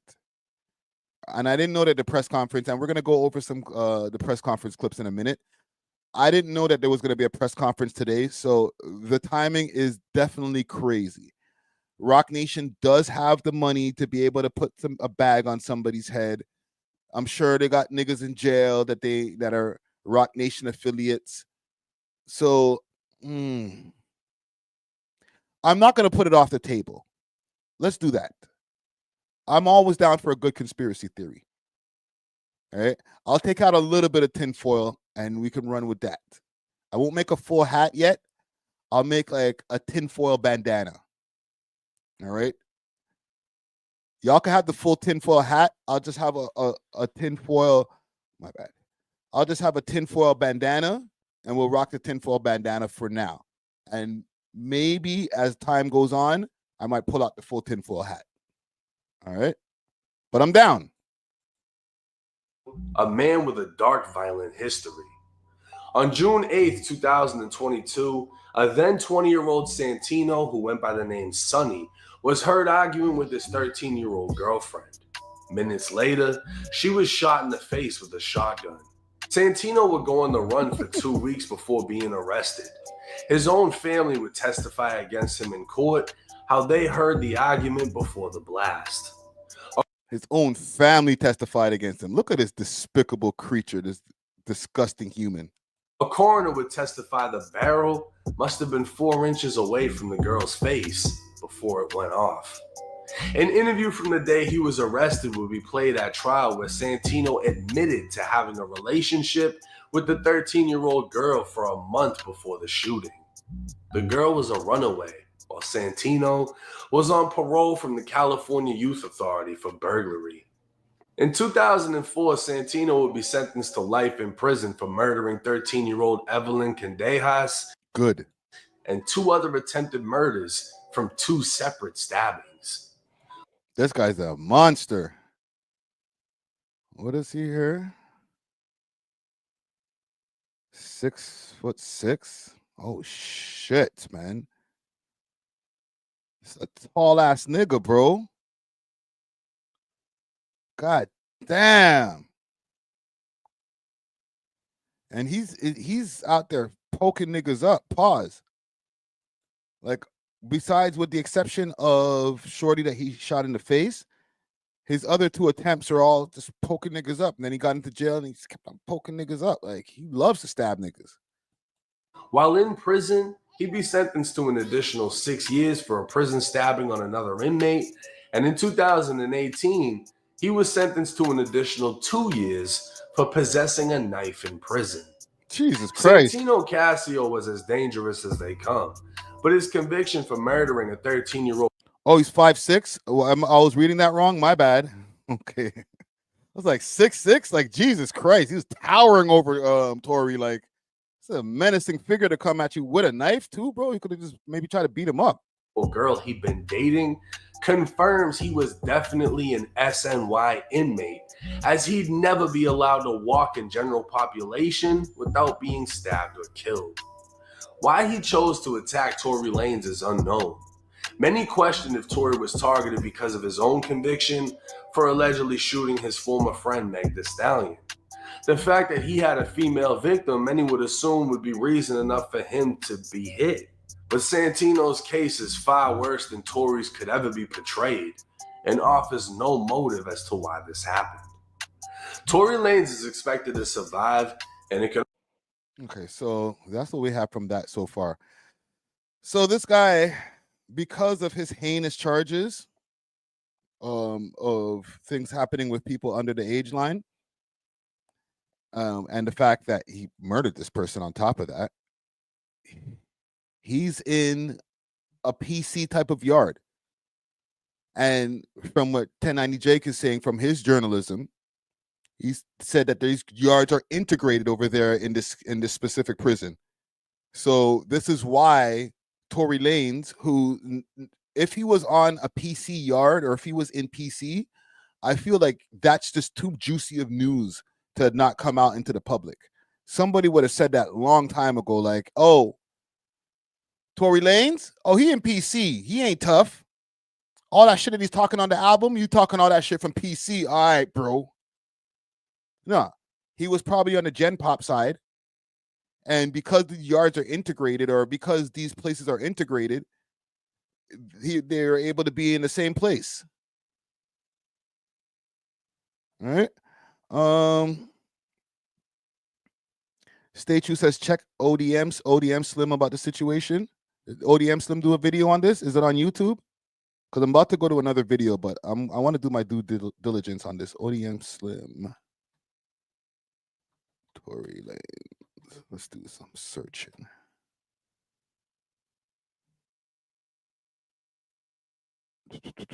Is this the video you're talking about right here? The one at the top? Talking about it live today. Yeah, this is it here. From 3 hours ago. Let's start this video off like this.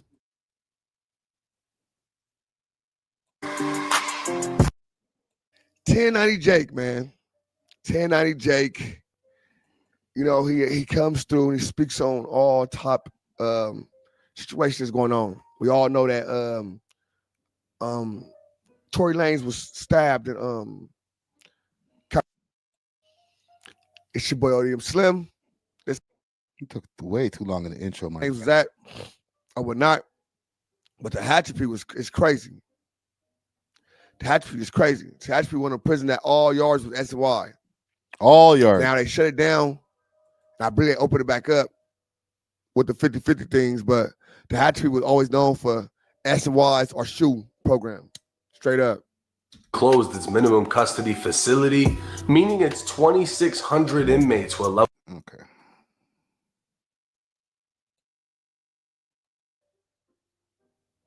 We sleep like cavemans, bro. It's crazy. Human dog. He's probably been in there. Salute to ODM Slim. I have some more content to show you guys here in regards to this, because yes, I did see a lot of people speaking about this press conference that happened today. There's been an update from Tory Lanez's lawyer. Let's pull that up here. I apologize for the delay, but it has been a very long day here in Los Angeles, and we have been working very hard in light of the horrific incident that has happened to Tory Lanez, where he was stabbed 14 times in prison here in California. It is just a terrible situation. But in light of that, we have announced this afternoon that tomorrow we will be holding a national press conference here in LA at a location that has been sent to the press. And we expect a very great turnout. Keep in mind, this is from 13 hours ago. The press conference has already happened, so we'll play that in a minute. This press conference, Tory's attorneys will lay out the new, pretty large evidence that proves Tory Lanez innocence. And Gianna Caldwell from Fox News, myself, as Tory's father, tomorrow all of us will speak on important information regarding what the attorneys have laid out and how everybody needs to get involved and what needs to happen for Tory to be released from prison immediately, pardoned, and home to his son and his family. What has happened and what has been done to Tory, he truly is the victim in this. Tomorrow we're going to prove that. And so I hope everybody tunes in. You'll be able to see it on social media, but also in the press. And we will show you ways for you to act and to get Tory out of prison. That's really what this is about. He must go home. I apologize. So I'll show you guys ahead of time of how you can act to help Tory Lanez in this case here. How y'all can take action, or how we can all can take action. If you go to Tory Lanez's Instagram page, and in his story post, there's a change.org link over here. You follow the link, which we will. And let me pull up where the link goes to. If you follow the link, it takes us to a change.org. Pardon Tory Lanez. Urge government Newsom to correct a deep injustice. Right now, there is 65,487 signatures. Yeah, why not? Let's put a public email in there. And sign the petition.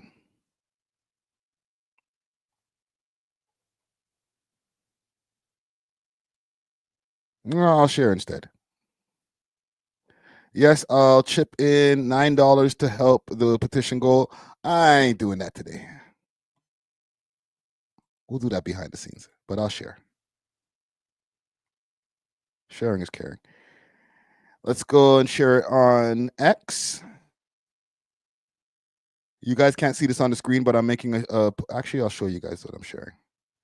I just hate pulling up Twitter on the screen on live streams. It can get sticky. So here we are. Pardon Tory Lanez. Blah blah blah. Putting out the link. Divisive Rick. Okay. There's going to be a bunch of people who might jump around like, oh, you're supporting a woman shooter. Oh, my God. Here we go. Okay, Friday. But, yeah, I did it. So that's what's going on right now. I'm going to post. I'm going to play the press conference that actually happened now.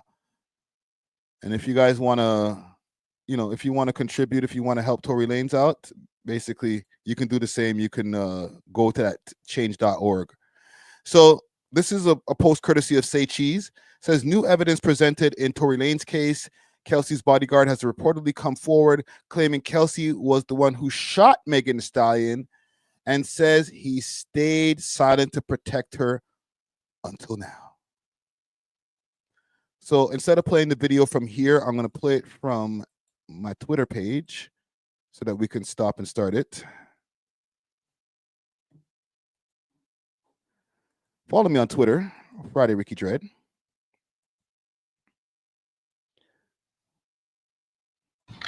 Not long ago, Unite the People was approached by a gentleman named Bradley James. Mr. James informed us he was working as the bodyguard and driver for Ms. Kelsey Harris during Mr. Peterson's trial. As such, he was in close proximity and he had privy to conversations she was having with her husband and others. Mr. James informed us he was not under a non-disclosure agreement or a confidentiality agreement and was free to speak with Unite the People, and that he was doing it because his conscience would not let him not speak and leave a man in prison for something he did not do. Mr. James informed Unite the People that he was witness to the conversation Ms. Harris had, where she stated she had the gun, she fired it 3 times, Mr. Peterson grabbed her arm and knocked it down, and the gun fired 2 more times. In essence, whoa.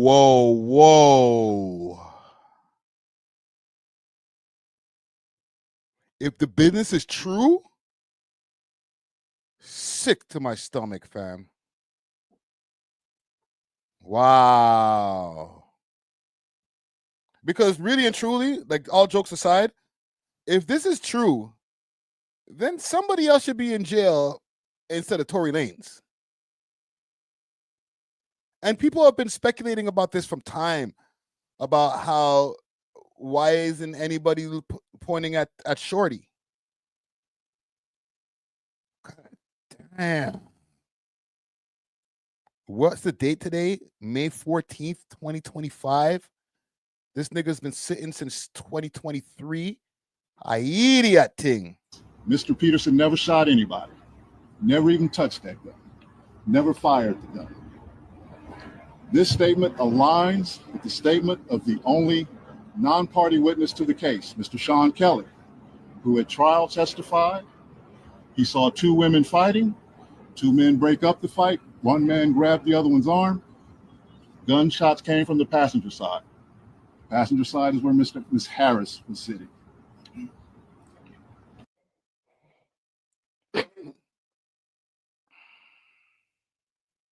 This is irking my soul, bro. This nigga got hit up 14 times. Almost lost his life. Long mosh up. He might never even be able to sing right again. He might come out sounding like Beanie Siegel now. Holy shit, man. This further iterates that Mr.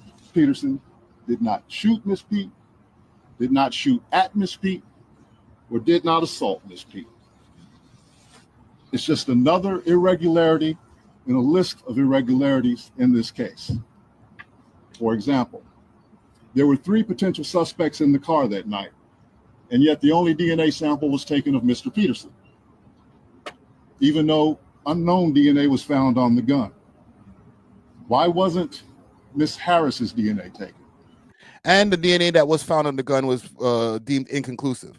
Or was it taken and the information simply never given to the defense? Why wasn't the driver of the car, Mr. Jaquan Smith's DNA taken? Or was it taken and again, simply not given to the defense? Oh,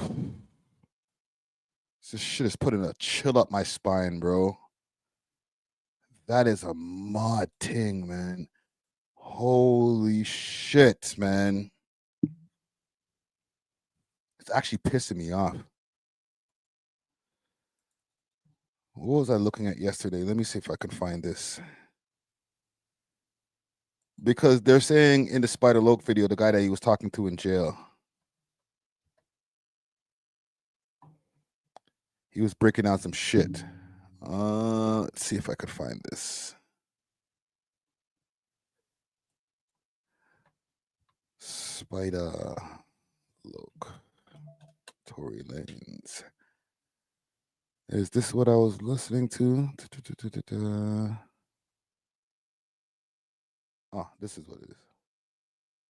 Forget it. All right, Kyle. All right. In prison, bro. I believe it. 100. He gonna pull through though. All right, or not either. Nah, we don't know yet. He gonna be all right though. He gonna pull through though. That's right. That's crazy because I've been out here. I've been the whole time he's been going through what he's been going through.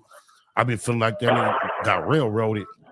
I hate to see him in that position. I'm glad. Man, for sure, he got railroaded. Yeah, he got railroaded. I'm glad that the That's an innocent man in prison, bro. I believe it, 100%. How he been programmed? One of the inmates in there is talking like that. I mean, he been programming cool. Man, all he do is program, come outside, work out, play ball, do him. That's right. I heard it's been cracking up there too. It was a riot the other day, not too long ago. Yeah, it was like I want to say like 3 weeks ago, it was a riot. Yeah, I got. Like 2, 3 weeks. Yeah. You been straight though? Yeah, it be cracking up here. Yeah, I've been straight. You know me, keeping my head up high. I got 4 months left. As you should. As you should. I be out there. You gotta tap in, come through the black box when you get out here, man. I got you. I'm gonna fill up at the black box and all that. It's good. They will. Good. I'm finna I'm finna get this shit out to the people, let them know, Tory. Oh shit, man. Kelsey Harris. Let's find something. Let's go back in time for a quick second. Let's take it back into time. I hope these niggas clip this shit.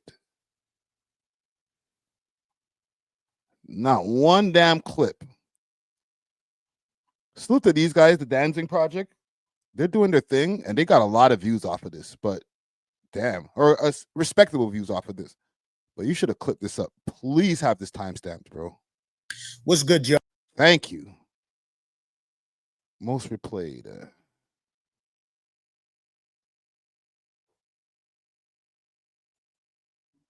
I think it wasn't until 2018 where I really realized, like, damn, maybe that moment was really something. Yeah. Because her mom, rest in peace, pulled me to the side. We were in LA at a Airbnb. She had a music video down there for Big Ol' Freak, and her mom pulled me to the side. I don't care about this. Your father had to look down, and he's got to be incredibly proud of, Oh, of you yeah. being able to finish that project. Oh, man. Don't care. All that said, a lot of people in the media, they throw around the term best friend loose. I mean, not just in the media, everywhere. It's best friend. Everybody's your best friend, right? Like this. I'm watching this for a reason. I need to re-examine her body language. I need to see. These guys didn't really press the issue, unfortunately. Right? They didn't really push the questions about what happened that night. Can you give us a breakdown? Did you see Tory shoot off the gun? Like, this could have been testimony right here. Person your best. Oh, we're best friends. They see me with Kato every day. They think I would actually be best friends with this guy. You know what I mean? but it's the narrative that goes around, right, with everybody. Was Megan Thee Stallion actually your best friend for that period of time? Yeah, I believe she was my best friend at that time. I trusted her. She trusted me. I would like to believe that it was genuine. You know what I'm saying? Yeah. I know I was genuine. So, yeah, I think, she was my best friend. Shit. And she seen me as the same.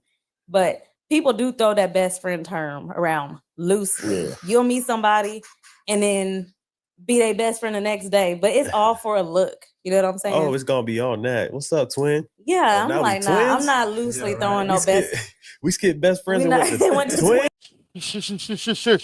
It's not. I'm not loosely throwing that term around because that comes with a lot. You know what I'm saying? Nah. But I felt like she was my best friend at that time. Yeah, it's the word brother for men. You know what I mean? They're like, there's a good friend of mine, Marco. He absolutely hates it every single time when somebody calls him brother. You can see his face change. Like, I'm not your bro. Like why would you even? You know what I mean? Yeah. Like he tries to stay quiet about it, but it is true for women. It's like the bestie. Yeah, I'm You know what I not mean? doing none of Remind me of a Scotia nigga. that. She's my associate, but I'm not fixing to just put that label on nobody like that. anybody. Nah. I'm scared to even make friends now. So shoot. I don't know when's the next time I'm gonna have a best friend. I don't know about all that. They scare me now. Oh yeah. Why is that, Kelsey? Huh? Why is that? Why is this girl not your friend no more? If the next nigga, okay, I understand that it was revealed that she was smashing your man behind your back, all that kind of shade room type shit. I get it. But your friend, your brethren, Bati and Bench, got shot in the foot. Why would somebody, even though she betrayed you as far as relationship-wise, she paid for it with a shot in the foot? Why wouldn't you be her friend anymore? Not only that she wouldn't just not only, oh, we ain't friends no more. Let's see. Is this still up there? 4 years ago, busting back. I'm busting back. This is Kelsey Nicole before she got married. Now she's Kelsey Harris. Let's go.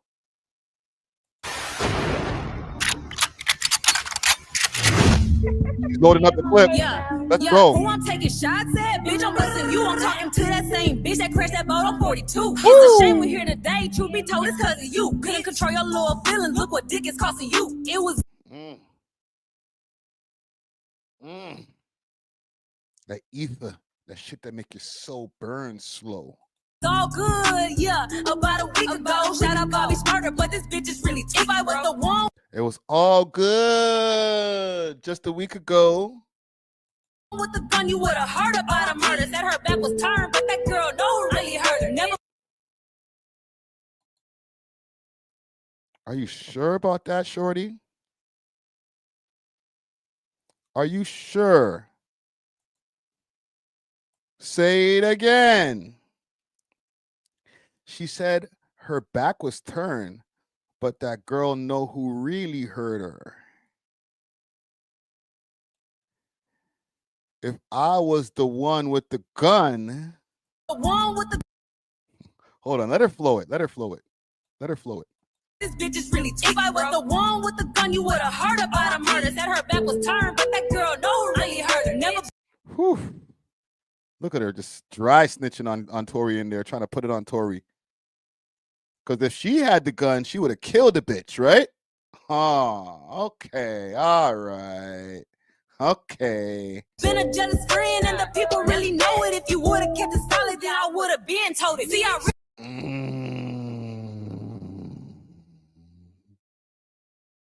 Pay attention. really thought I knew you. Thought that you would keep it G. If you want to talk gangster, bitch, I'm really from the street. Imagine lying to. Really from the streets. You know what people in the streets do. Pow, pow. The DA saying I took some hush money. Put a muzzle on your friends, y'all acting like some crash dummies. Got my chain snatched? Damn, here you go lying. Yeah, A-list celeb, you doing too much trying. Where I get this money from? Bitch, you knew I was a hustler. Wait. Where you get the money from, though? Where you get that little bag from, eh? Where you get that new Chanel from?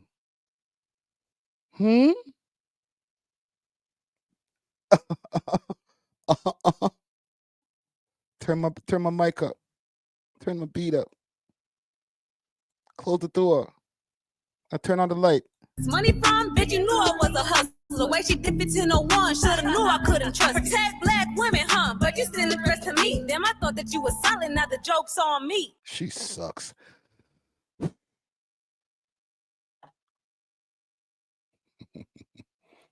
This is very, very fishy. A lot of y'all really believe Rock Nation set this up, eh? Yeah, I might have to go with the Rock Nation angle on this. But as far as with Kelsey, she didn't testify. She was able to, and I'm just recalling off of memory, okay? She was able to plead the fifth or whatever the term is for her not to have to testify. But a lot of those different things didn't add up. What happened with this whole case is Tory misplayed his hand. I understand the whole street shit, and I've had a debate with Honcho Hoodlum, interview dropping tomorrow or episode dropping tomorrow. I had a debate with Honcho Hoodlum about this, about keeping it G, keeping it street. Because Tory Lanez, technically, yes, he is from the streets as far as his upbringing, his background. I know he's a Brampton man. He grew up in a house with 6 siblings or 5 siblings and mother and father at first, and then his mother passed away. We have the whole history. But from the time his mom passed away, the man was a road man. He moved around with his father, and then when he got kicked out for being a road man in New York, he came back to Toronto and was a homeless nigga. So he has like a level of street allegiance that he's never going to want to turn his back on. I don't think it's something that coincides with his musical image, but I think for him personally, he wants to keep it G. But if he didn't want to keep it G, he could have just said, yo, Shorty's the one who shot this chick, yo. It wasn't me. I'm not trying to mess up my career to keep it G when I clearly seen Shorty shoot this girl, and I knocked the gun out of her hand. Right? Because if everything is true from what has been said in this press conference, this is just a result of Tory. One, the first mistake, Tory having to keep it G. And again, I understand there's a street code, but I don't think that Tory, the civilian R&B rapper guy, has to go in, has to fall in and follow the street code. That's just me. Maybe I'm wrong about that. 2, when it came to his legal advisory and everything like that, and him picking the wrong one, the same lawyer that is in cahoots with Rock Nation. I know he tried to choose a black woman to try to make everything look even better for him when it comes to representation, but he didn't know that he was picking the wrong lawyer at the same time. So maybe that wasn't even a mistake. Maybe that was just part of the railroading. Okay, by putting that lawyer in front of his face, like, yo, pick her. She's the one. She's going to be the best choice. And then a few years later, now she's in a documentary, or no, she's not even a documentary. She has a TV show called Reasonable Doubt. Oh, coincidence? It's just a coincidence. What's wrong with you guys? Are you trying to defend a guy who shoots black women? So then when Tory Lanez walks out of his jail cell and is found innocent, and now we're going to have to look at the only other person that was there that would have been able to have shot the gun, which is Kelsey. What's the narrative going to be then? Are people going to be like, oh, well, whatever, man. You know, girls being girls fight. Or is it still going to be protect black women? Because that narrative started going around crazy. Protect black women, protect black women. Okay, if the nigga shot her, then sure. But if her friend shot her, then what are we saying then? Right? I see this video here. Why Karma hates Tory Lanez. What if he's innocent? This is why you don't crash out. This is exactly why you don't do that. Don't crash out and start shooting at people like it's Grand Theft Auto. It's not GTA. This is not role play. And listen, I don't want no smoke. I'm not trying to have my comment section littered with devil emojis because I commented on a deleted video. But the whole matter-of-factly way that man's have been talking about this, like, yeah, well, obviously, you know, well, come on, bro. You shot a black woman, you get what you deserve. Like, as if innocent people don't get locked up all the time. Like, as if all of a sudden we care about the system is always right. They never get it wrong. They never lock up people for the wrong reasons. There's no innocent people in jail. What's wrong with you? Well, what you one of them didn't do it niggas? Because that's what it's starting to sound like when there's black people who are so matter-of-factly about it. Not who are like, you know, I'm open to maybe this might not being a thing. Okay? You can pick a side, you know, because everybody has to pick a side, but it doesn't have to be like, well, this is what you get for shooting a bitch. Or sorry, this is what you get for shooting a black queen. Holy. Tory Lanez thought he was playing with infinite lives. Bruh shot at a woman, mocked her, harassed her from a prison cell, and then got surprised when Karma pulled up with a shank and zero chill. Now let's be very clear, Karma doesn't miss. She shows up late, but when she does arrive, she got stilettos on and a 14-piece combo in hand. It's not worth being Karma's pincushion, I promise. I'm the villain. He's Karma's pincushion. This is the first time I'm watching this video. I just saw the title pop up on my screen earlier, and I was like, are we going to spin this into a Tory deserved to get stabbed 14 times? And I know what's coming up. Oh, well, Shorty didn't deserve to get shot. What if her friend shot her? Did this nigga still deserve to get stabbed 14 times, including one in the head or two in the head? All right, so let's talk about it. On May 12, 2025, Tory Lanez got turned into a real-life voodoo doll. Allegedly. 14 stab wounds. That's not an attack. That's a full season of violence. This man got hit in the head, back, torso, face, and both his lungs. They collapsed. Allegedly. They said, nah, we clocking out. But whatever, he could have got shanked once or 14 times. Being shanked, that's still just as tragic, traumatic, and sad. Because I'm not glorifying that. I can make this funny to make it humorous for you guys, but the shit ain't really funny. It is, however, ironic. Because let's not forget who we're talking about. This is the same man who held up dead horse legs in a music video to mock a black woman getting shot. Regardless of who you think did it, regardless if you think it was the bodyguard, Kelsey's dumbass, or Tory, one of them seen her get blasted. One of them seen her get shot. And hold on. I got to give him a point there. I as a fair man, I ain't going to let that one slide there. Point for deleted right there. Like, that is crazy. Can I see that vision again? You did that, broski? Oh, my youth. Why would you make that visual? A horse leg? No, that's not a horse leg. That has to be a pig leg. Gang, can we be fair over here? I feel like we have a pretty fair audience. I got to give a point to deleted for that one right there. Oh, that's gruesome, bro. You shouldn't have done that, man. Don't antagonize the thing, bro. Oh. Women getting shot, regardless of who you think did it, regardless if you think it was the bodyguard, Kelsey's dumbass, or Tory. One of them seen her get blasted.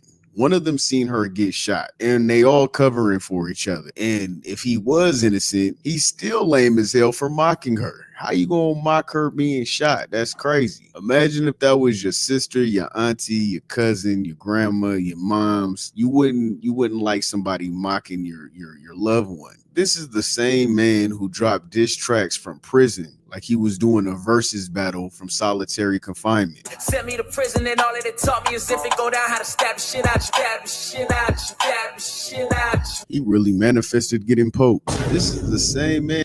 That's crazy work right there. I wasn't even here to delete it because I'm just finishing up this this segment here on Tory Lanez. I just wanted to see what his angle was on it. He kind of cooking though. And who got himself a restraining order that lasts longer than most rap careers. You harassing her from behind bars. Hey, sir, that's not 10 toes down. That's 10 toes stupid. And his fans, bro, they are a different breed. They still tweeting free Tory. I can't even blame them. I mean, if that's who you ride for, fuck it, ride for him. But I mean, he still shot somebody. And then he went full allegedly, say allegedly, Disney villain mode after. And I don't want to come off like a morally correct person. I mean, street shit is street shit. Beef is beef. If you sign up for that kind of play, that's your business. I don't judge. However, I'm always going to judge when it comes to domestic violence, innocent people, and children. I'm going to always judge you because as a man, why are you fighting a woman? Why are you black? I concur, okay? I judge anybody. You put your hands on a woman, I'm judging you too, okay? But from what the evidence and from what the way this case went, I know people are like, okay, he got convicted. It's just crazy that people are so believing the justice system all of a sudden. Like, oh, okay, yeah. They got it right. They always get it right. Like what? Since when did black people start just believing everything that happens out of the courtrooms? I just don't get that part.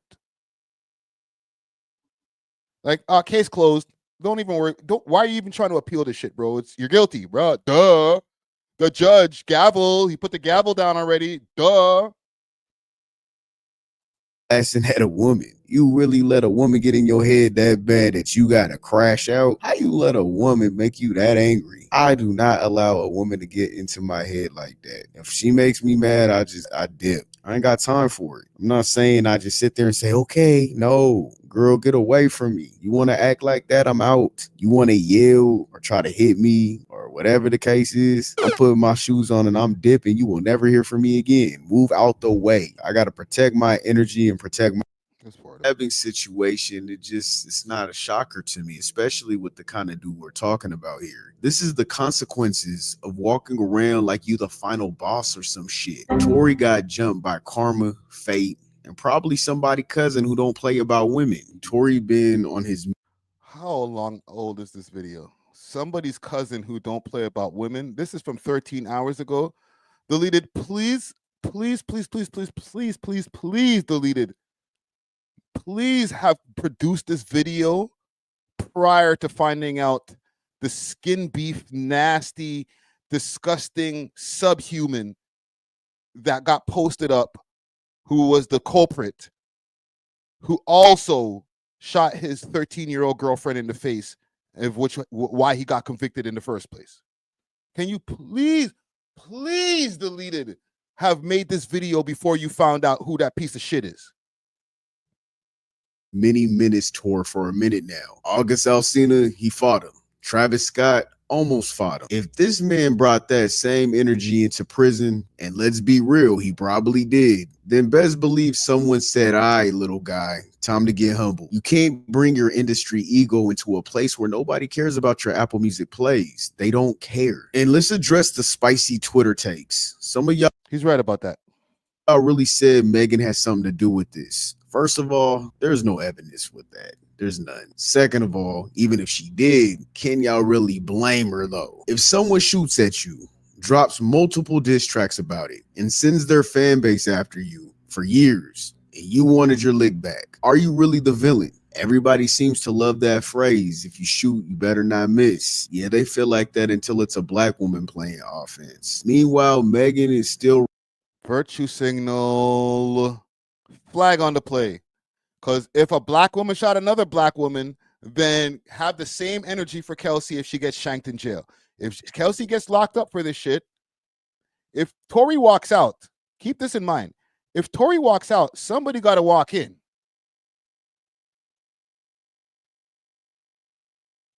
Just keep that in mind.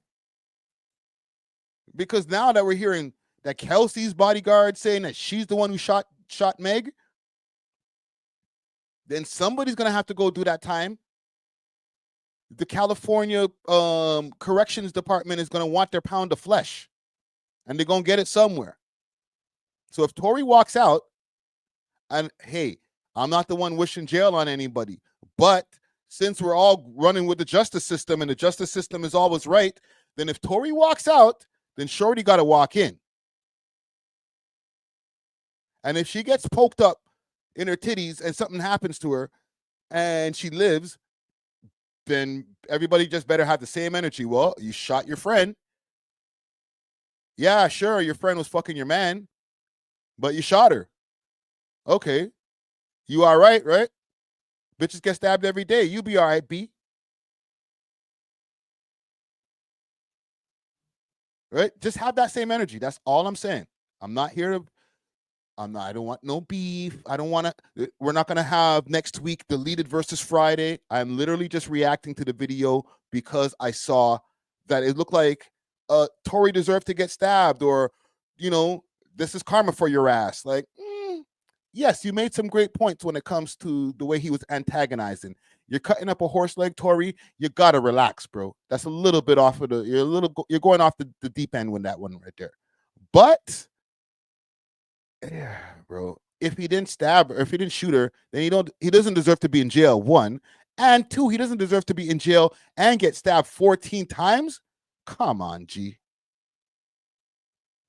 Young Money said they never have the same energy. They don't.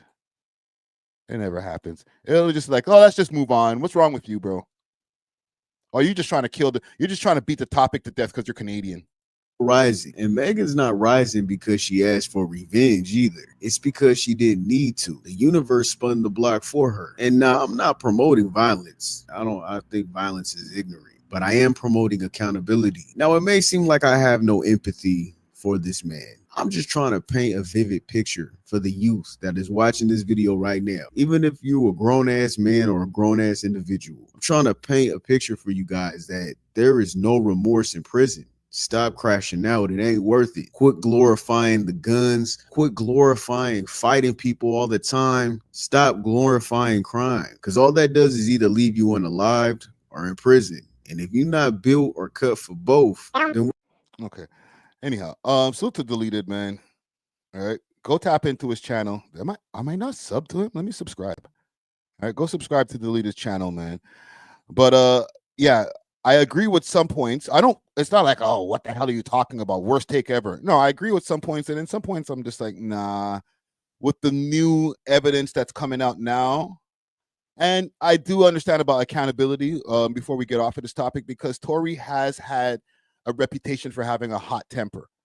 Okay, so if it wasn't this incident with Meg Thee Stallion, it might have been something else, to be honest. Okay, there's been multiple incidents of Tory wilding out. Tory wanted to, Adam 22 told a story about how there was some guys that were outside of the No Jumper studio when Tory pulled up for his interview, and he was arguing with a security guard about, let me hold the gun, let's go outside. It's like, Tory, you made it already, okay? I'm sure he knows this from sitting in the jail cell now for the last 2 years. He's been able to reflect, but you made it already. You ain't got nothing to prove now, man. The only thing you had to prove to these niggas while you were on road is that you're the best artist in the whole country. You're the best artist in the whole world, okay? So hopefully he's able to touch road. If the evidence proves that he is innocent, he's going to be able to come back, and he won't have to face deportation. Okay, that's another bonus as well. But the most importantly is that he touches road.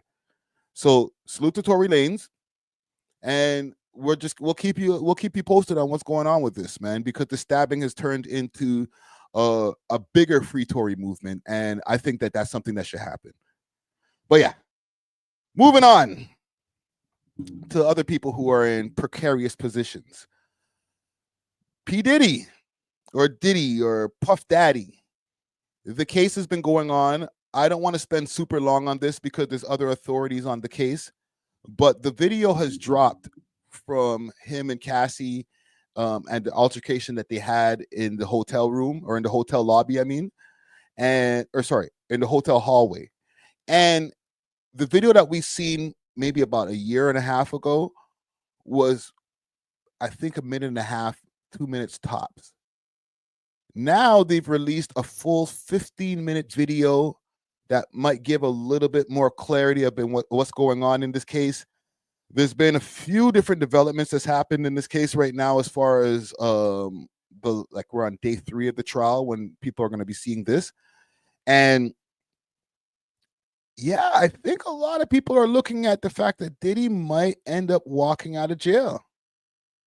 This might be another case of somebody who's been, I won't say railroaded, because we're not going to, listen, let's not get anything twisted. Diddy's still a despicable human as well. He's done some wild shit.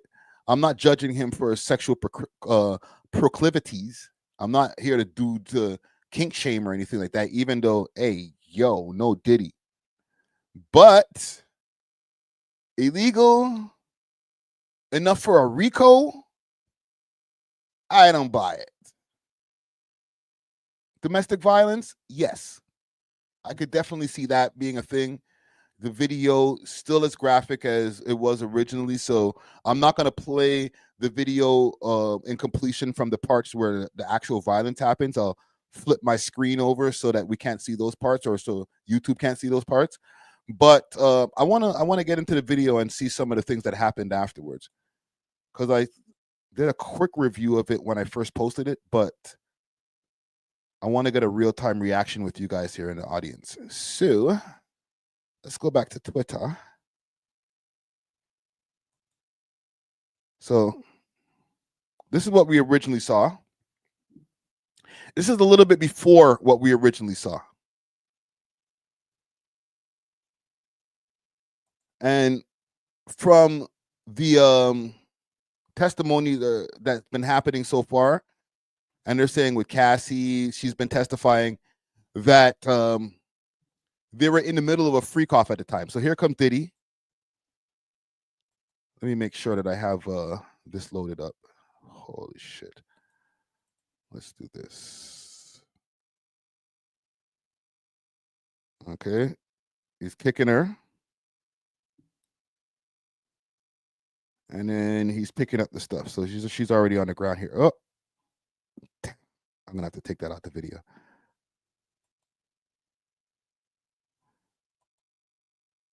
Let me move that from the screen because that's too graphic as well.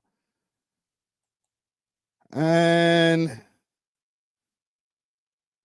here's what I don't understand.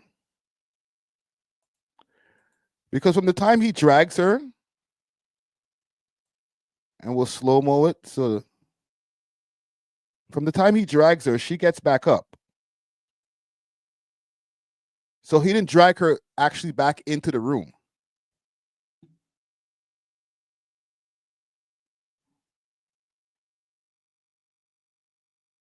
So this is where I'm confused.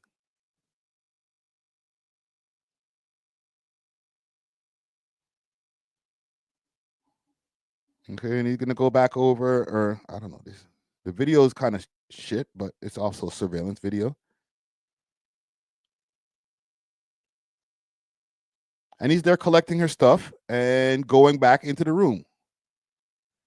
Now, keep in mind, it's still a despicable act of what we saw there, because he beat her down, dragged her, kicked her, all those different things that was seen in the original video. Disgusting, despicable behavior. But I think what we originally thought is that he dragged her back into the room and then they continued the freak offs right after. And I don't know. This shows a little bit more. What I don't like also is that the video keeps on jumping from place to place. So I want to know what's cut out, or if anything's been cut out.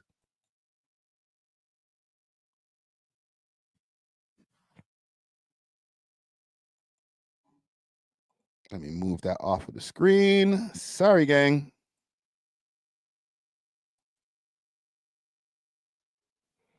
I actually can't really see anything.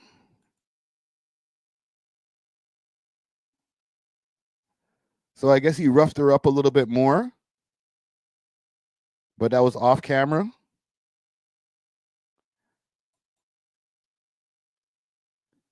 No, you can't really see anything here. I'm very confused of what's going on here.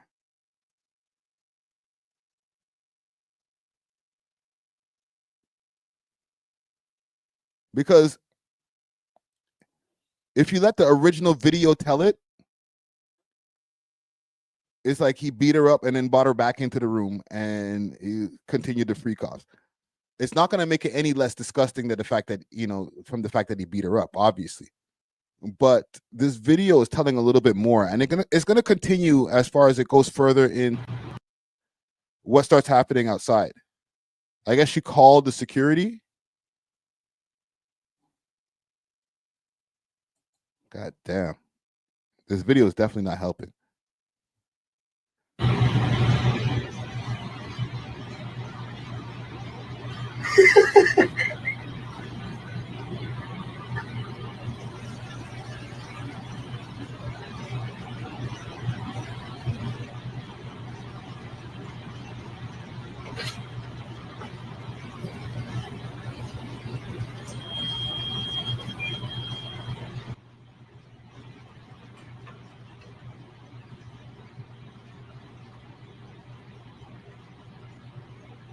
So, gang, what do y'all think is happening over here in the comments? Let me know what y'all think is happening here, because from my assessment, right now, this guy, one of the security or hotel staff, now they're trying to get Diddy to go back into the room.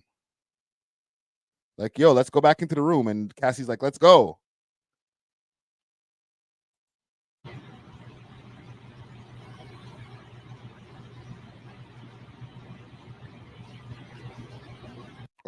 Or you go back into the room. I guess she's going to be leaving with him, right?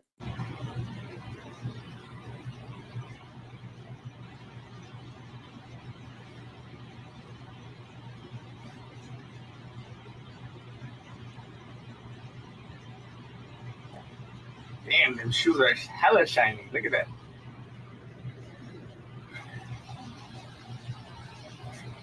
Who the hell is doing the commentary on the video?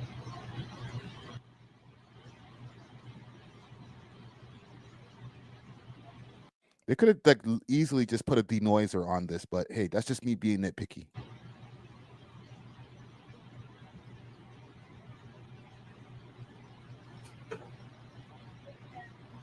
So now this guy's on the phone.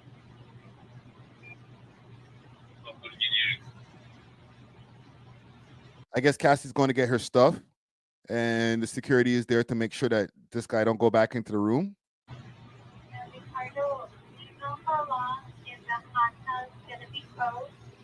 What's the smiling? What's going on here?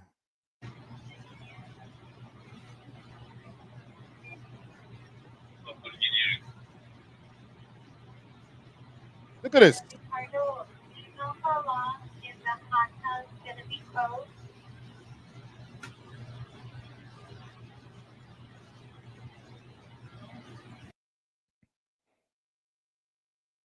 Okay, so this is her grabbing her stuff.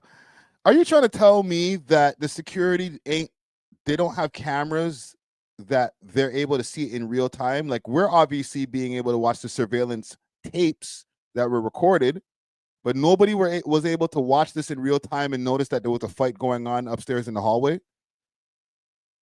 Like, it took Cassie to call them to come upstairs. Oh, this is a different angle. Oh, hold on. Let me make sure I move the screen quick fast, because Jesus Christ.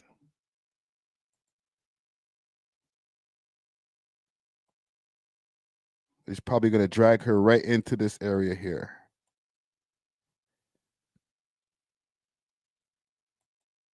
Whole different angle. Oh, see? Oh. I'm not saying that this is right.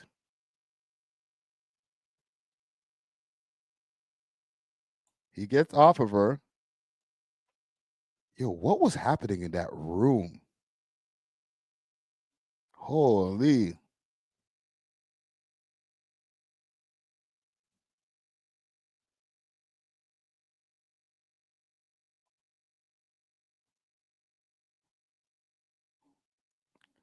Stay True says, bro is laughing because what the F? You're gonna say say to a man that rented out the whole building. Yeah.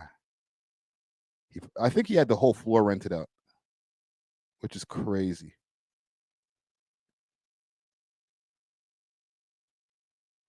Yo, man's acting like he just has clothes on and stuff. Like, bro, you got a towel around. Like, go put on some clothes, my nigga.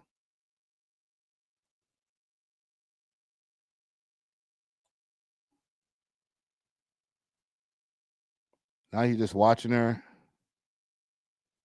Okay, here we go. Him and the security.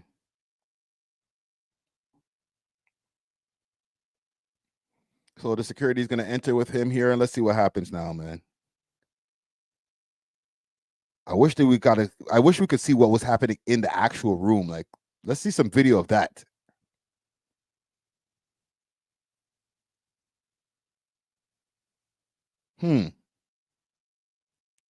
This right here is when Diddy's probably bribing this nigga. Like, yo, bro, I'll give you 50 racks to shut the fuck up, bro.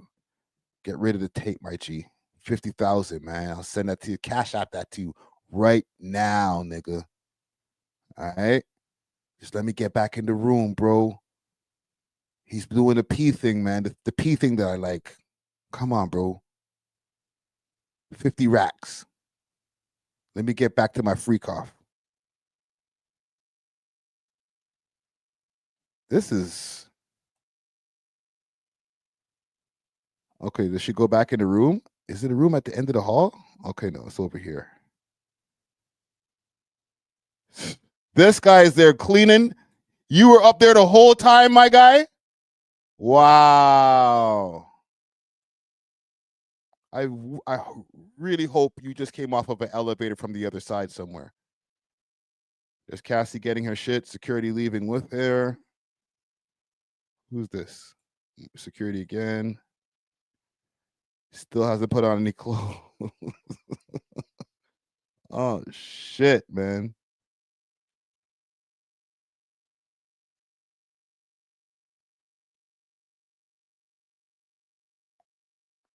Okay.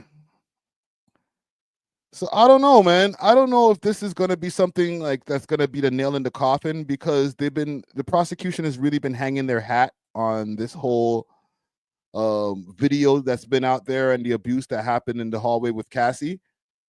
But like his lawyer said in the beginning of the trial, he's not in court for DV. He's in there for racketeering and trafficking and all kind of wild stuff. Like they really stacked up some cases on top of this nigga. So I don't know, man. With the legal team that he has put together right now, this is something that I feel that Diddy might beat the case. When I look at everything that's been unfolding right now over the last few days, I'm not going to go over everything detail by detail about his kids leaving the courtroom during some of the details on the testimony, but I'll leave it there. Let me ask you guys a question before we get off of this. One in the chat or in the comments below for the people who watch the replay. One in the chat if you think Diddy's going to beat the case. Two in the chat if they think they're going to give him 30 years is I think what he's facing. All right, so one in the chat if Diddy beats the case. Two in the chat if he's cooked, he's fried. Let me know. Let me know. But yeah, we'll get off of this, man. I have nobody to salute. I was about to say salute to Diddy, but no Diddy. You're still a freaky youth, my youth. But yeah, there's a lot of ones in the chat in there for you, Diddy. So if that's any support for you right there, then take that and go on. Let's move on. Merkules and Benzino. Do you guys know who Merkules is? I think everybody who's watching this in the chat knows who Merkules is. Vancouver rapper or rapper from Surrey, BC, if I want to be specific, if I'm not mistaken. He's been doing this thing. There's been rumors that he's been signed to Death Row. He's actually has a co-sign from Death Row. He's been on tour lately with an artist named Icarus, the guy who punched Rick Ross in the face. And apparently he's beefing with Benzino. The beef that I never thought could pop off. Like, Benzino's been on a little bit of a run lately where he's been going around from podcast to podcast. I don't know what he's been trying to prove. Actually, not podcast to podcast, but this one podcast in particular, the Get a Report podcast.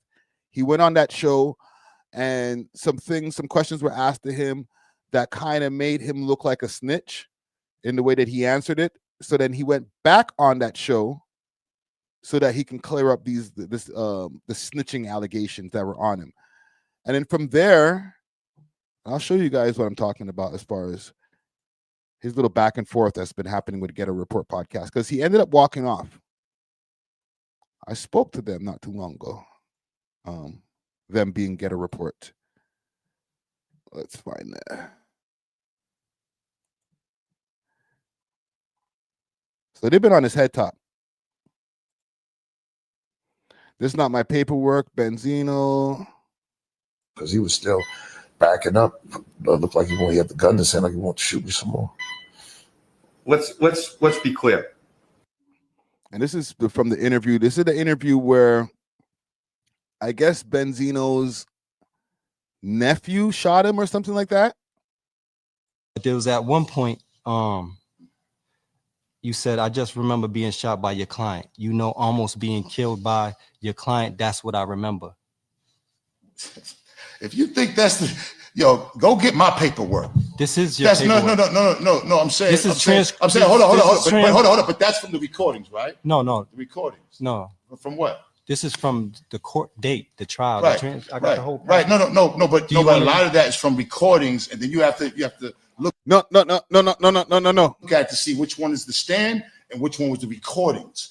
They are basing. See, this is where the recordings come in, and they're basing everything. His defense is basing everything on what I said from the recordings. We knew they're gonna do that. That's all. That's the recordings. That's when a nigga's lying. He starts doing hella hand gestures, hella. Yo, look, listen, yo, no. What happened? What? No, bro. You ain't rapping right now, man. You just explain yourself. It's not me saying it on the stand. This That's what I'm telling you. Okay, so you read it. This is. No. There was at one point. No. Why did prosecutor Amanda Fowl say you were willing? The prosecutor Amanda. Bro. I'm not doing it, bro. All right, so what else we doing? What else we doing? You want to move on? We done? No, come on. What you about to No. We done. If not, I'm out. It ain't nothing. No, we're not done. Okay, so the interview. I'm not doing that though. You're not doing what? I'm not doing what I just said. I'm not doing. I'm not answering none of that. You're not answering no questions. Hell no about what prosecutor and so Amanda Seals the prosecutor. What she said about you. I don't give a fuck what the prosecutor says about me. So she's what lying. does that got to do with anything? But you cared about what the police said about Guy though. What? But I don't listen, bro. All right, let's move on. Let's move on because he's got this guy under pressure. I'm gonna continue this interview and we're gonna address certain things here since you here. Yeah, but right? if I'm saying, bro, listen. What I'm telling you is, if it keeps going, I'm out. If That's what I'm keeps telling going, you. I said if I'm not gonna keep. Let's go. Okay, so Whack 100 had a lot to say about you. Right. Any truth to the things he said? So I got some posts here. So that's the last time that Benzino went viral, or I guess semi-viral, because he didn't go so viral for that. I think people are kind of used to Benzino now just being a lolcow. So anytime something funny happens, they're just like, oh, whatever, bro. Do you have anything to sell? No? All right, bro. So I don't know where this started, but it starts here now from Benzino saying something. Oh, not that fat rapper from Canada, laughing emojis. He ain't died yet. You're father and your meth head mother F it. Oh God, I'm gonna have to get this off of the screen. Jesus Christ, bro. Why I gotta be so serious, my youth? Let me get this off of the screen. Jesus Christ. Holy. So yeah, I'll still beat the F out of you, pussy.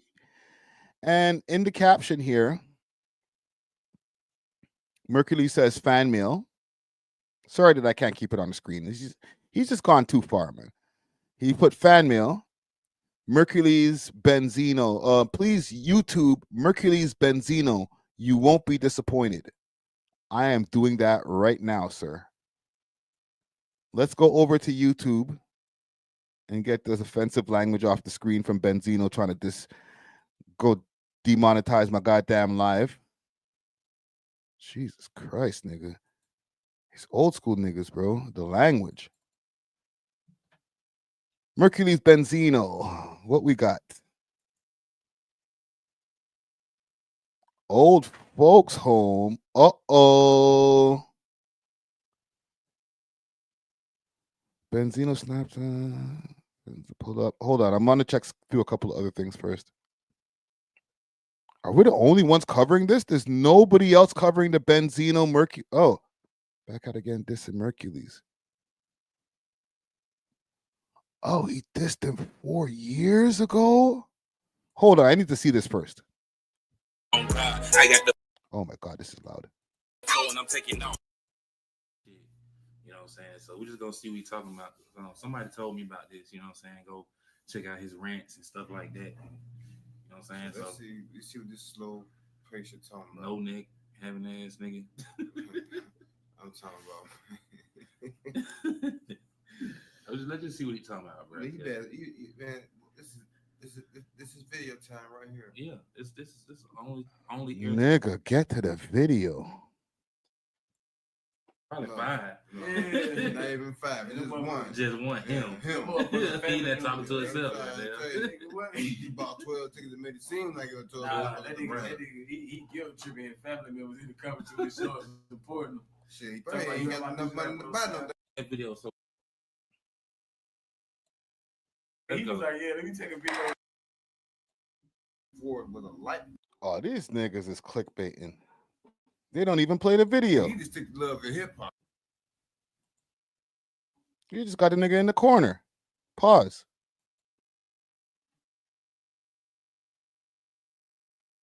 Old folks home, Merkules. Oh, this is old. He dissed this nigga like 4. Why are these niggas beefing? There's got to be a reason why they're beefing. 1 second. I need to find a video of why these guys are beefing. Eminem, Dr. J. Let's just do a quick search here. Because where the hell did we get a Merkules Benzino diss or beef? Reactions. A lot of people reacted to the shit, so I guess I'm late to the party, but the shit just sparked back up again. Okay. Let's hear this old folks home shit. Am I in the Matrix or something? Does somebody slap me and wake me back up? Am I actually beefing with Benzino right now? I know, right? You've been in my inbox talking shit for almost 2 years. Oh. I've been. Oh. Different culture. So what? Different culture. We from Vancouver. You won't last a day in my hood. You look funny. My people would rob you, beat you up, slap you around. And then he uses the word around here again. On God, I'll torture you. When, like men, let's go. You won't make it back. You F it. I'll torture you and torture you in everything you love. Why? 2 years now, my G. I've been to your city. I've sold out shows. You weren't there. You're a wigger. I want to be Malibu's most wanted, and you're not black, and you're not accepted in our culture. So, yo, this guy's going off. What is up with Grandpa?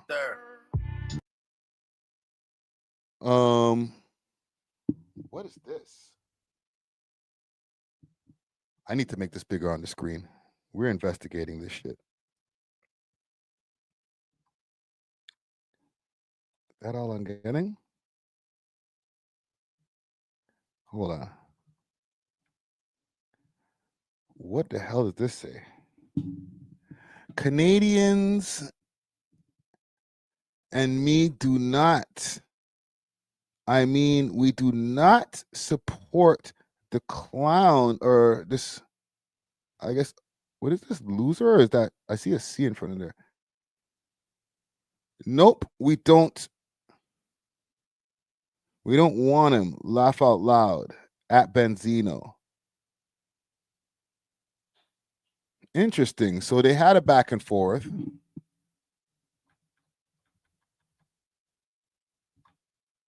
Interesting. I can't believe I'm wasting a beat this good on you, bro. Like, give me my 10 minutes back, honestly. Wake up and smell like coffee, old man. Let's go to work. Picture this. The year is 2021 and I'm beefing with Benzino. Wow. He is depressed. He looks at me like the next Chico.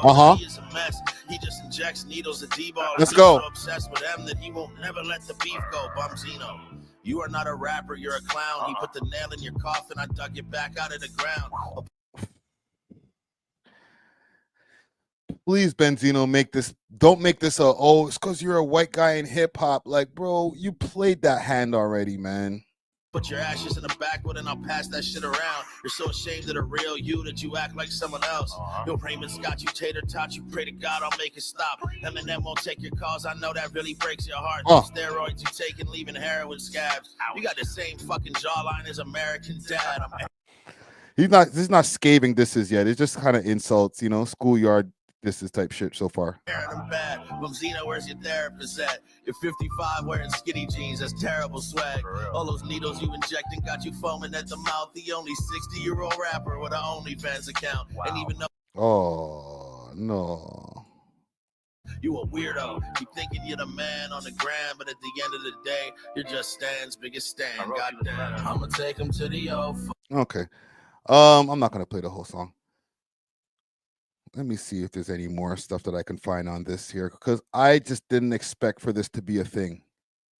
Benzino versus my youth here, bro. That's crazy. Is there anything else that he's posted about this? I know he posted in the stories. Arguing with my wife, and I had to start a poll. Do you wash your clothes after you buy them? No, nobody cares about this. Okay, so he has no updates. He's not. The beef isn't continuous. Is Benzino saying anything? This nigga finally gave me a reason to go on Benzino's page. Benzino. Where the hell is this guy's page? Is it I am Benzino? Hold on, we'll find it.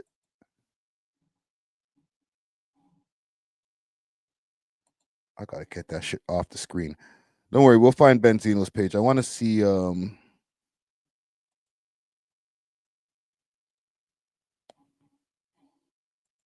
what he's been saying over there on his side of things. God damn.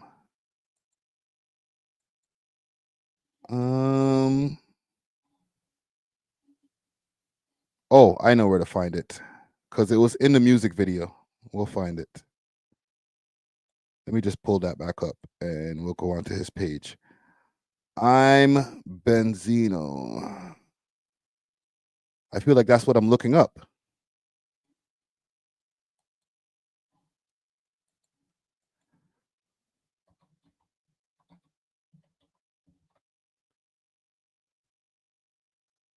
Nothing. Damn. What happened to this nigga's page? All I'm getting is this guy. And this is not the page. Maybe he got his page deleted. Well, listen, man. I don't really think that this is a beef that's going anywhere. They're not going to run into each other anytime soon. Respectfully to Benzino, he's kind of down bad when Merkules is in town doing his show. If he's in Boston, I don't think you're going to be able to stop nothing, bro. In Boston, I know you're the king of Boston, Hangman 3. What was the other name that he had for his crew there? Made Men. But you're in Boston, bro. White people run shit in Boston. I don't think when Merkules gets there, it's going to be like a homecoming. He'll be fine. So, Benzino, fall back, bro. Leave Merkules alone, man. Leave white people in hip hop alone, man. This personal vendetta that you've taken up with white people, white rappers, you need to cut it out, bro. You sound crazy now, man. That nigga's like Cape Verdean or something, right? Like, this is why your daughter don't fuck with you, bro. I know that's this nigga might catch feelings if he hears this, but that's why Coyle Ray don't mess with you, bro. You sound crazy half of the time when you're on a rant, man. So maybe you might need to fall back from being on your phone a little bit, or just doing interviews, man. We don't need to hear from Benzino unless he's doing something constructive. We don't care about his love and hip hop shit. Just fall back, bro. All right. Salute to Merkules, man. Pull up for your interview, bro. Stop playing. I'm gonna move on though. I'm gonna cover one more topic and then we're probably gonna touch the road. All right. I saw something that somebody sent me the other day about undercovers getting uncovered. Okay, so I'll explain. There was a 42 division cops, 12 of them, that had to be placed under protective custody after their photos leaked. All right, so I'll show you what I'm looking at right now. What up, Mace Jude? We out here, man. We out here. Let's pull this up. So this is courtesy of Canada Exposed Army. So 42 division undercovers. 12 Canadian undercover cops will be placed in protective custody after a leak photo exposes their identity. A photo leak has compromised the identities of 12 undercover officers from Toronto's 42 division. The image is shared online, forcing police to place an effect affected officers in protective custody. And this is 42 Division. Where's 42 Division again? I feel like that's Scarborough. Yeah, Scarborough. And the boroughs. So these are the guys on the screen here. I wonder which ones, because this might be a whole gang, and there's only like a couple of them who are the undercovers. Let me see if I can find an article on this on YouTube somewhere, because if nobody's covering this, they're crazy. You're tripping. 12 of them? How did they get 12 of them? 12 undercover officers. Protective custody. Let's do that. Protective custody. If nobody else is covering this story, these guys are tripping. See? This is what I'm talking about. Let's do this. Let's narrow our search. 12 undercover Toronto officers. Protective custody. Let's do that. No. Wow. They're really trying to keep this shit under wraps. Because to me, if you get 12 guys from a Scarborough police station on top of that, you would think that this would have way more coverage. I'm going to go do a quick search on Twitter, because for this not to have the coverage is very bizarre to me. All right, look, if I go on Twitter, no coverage on this shit. They say these guys are in protective custody now. What does that even mean? Like, did they ship them out of town to like, I don't know, Sudbury or one of these small towns? See, when I'm looking up this thing here, protective, yeah, no coverage on this. This is why I'm here, man. Sometimes, and people send me this stuff. That's the good thing about it. I didn't like go searching for this story.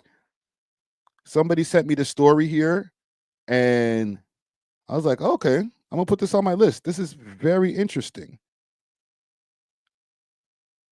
Let's do this. I went on Google, see if we can find something on Google here too.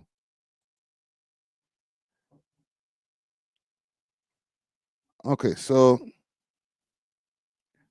from Google, it says a photo leak has compromised the identity of 12 undercover officers from Toronto's 42 division. The image was shared online, forcing Toronto police forcing police to place an affected. Okay, we already got that part. That is literally what is in the caption. Yo, these guys are suppressing the hell out of the story. Yeah. You're trying to tell me that there's no articles on this. Bullshit. Is at least the image?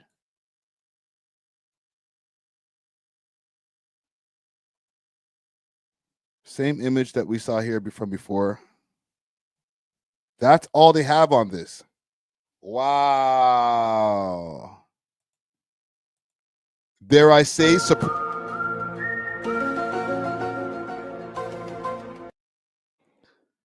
talk about knowing how to suppress some goddamn news. Yes, let's go on Reddit.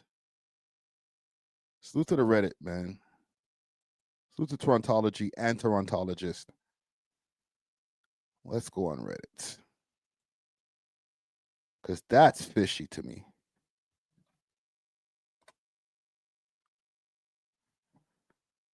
Uh, 12 undercover officers. Let's do this.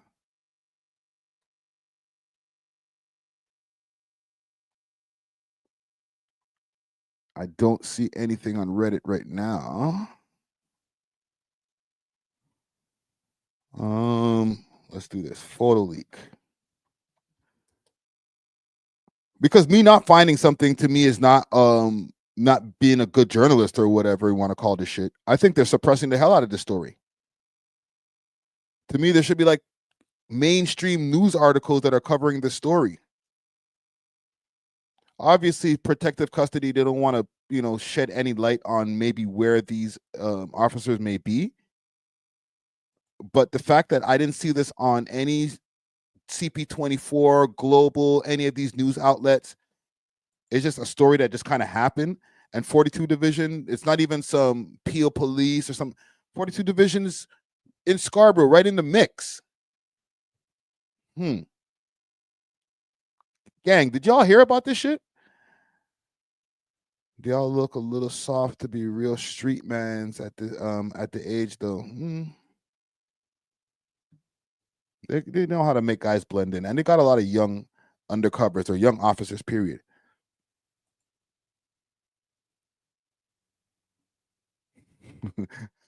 Y'all are saying that these guys look soft? Am I tripping?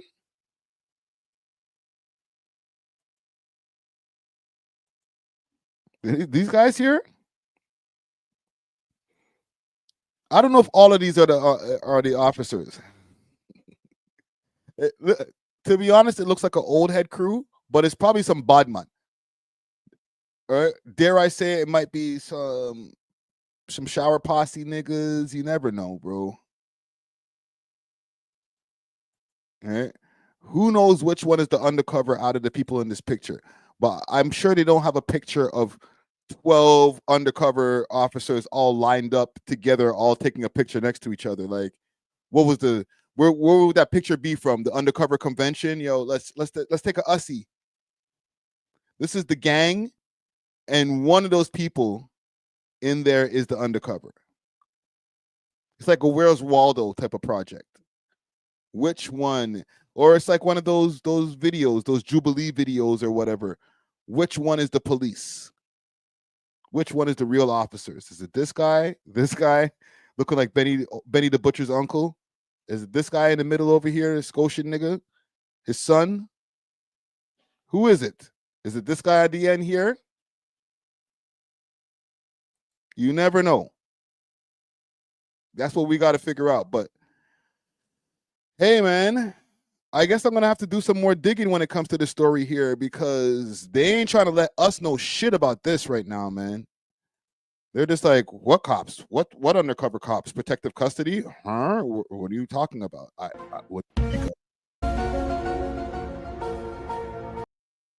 Nothing happened here.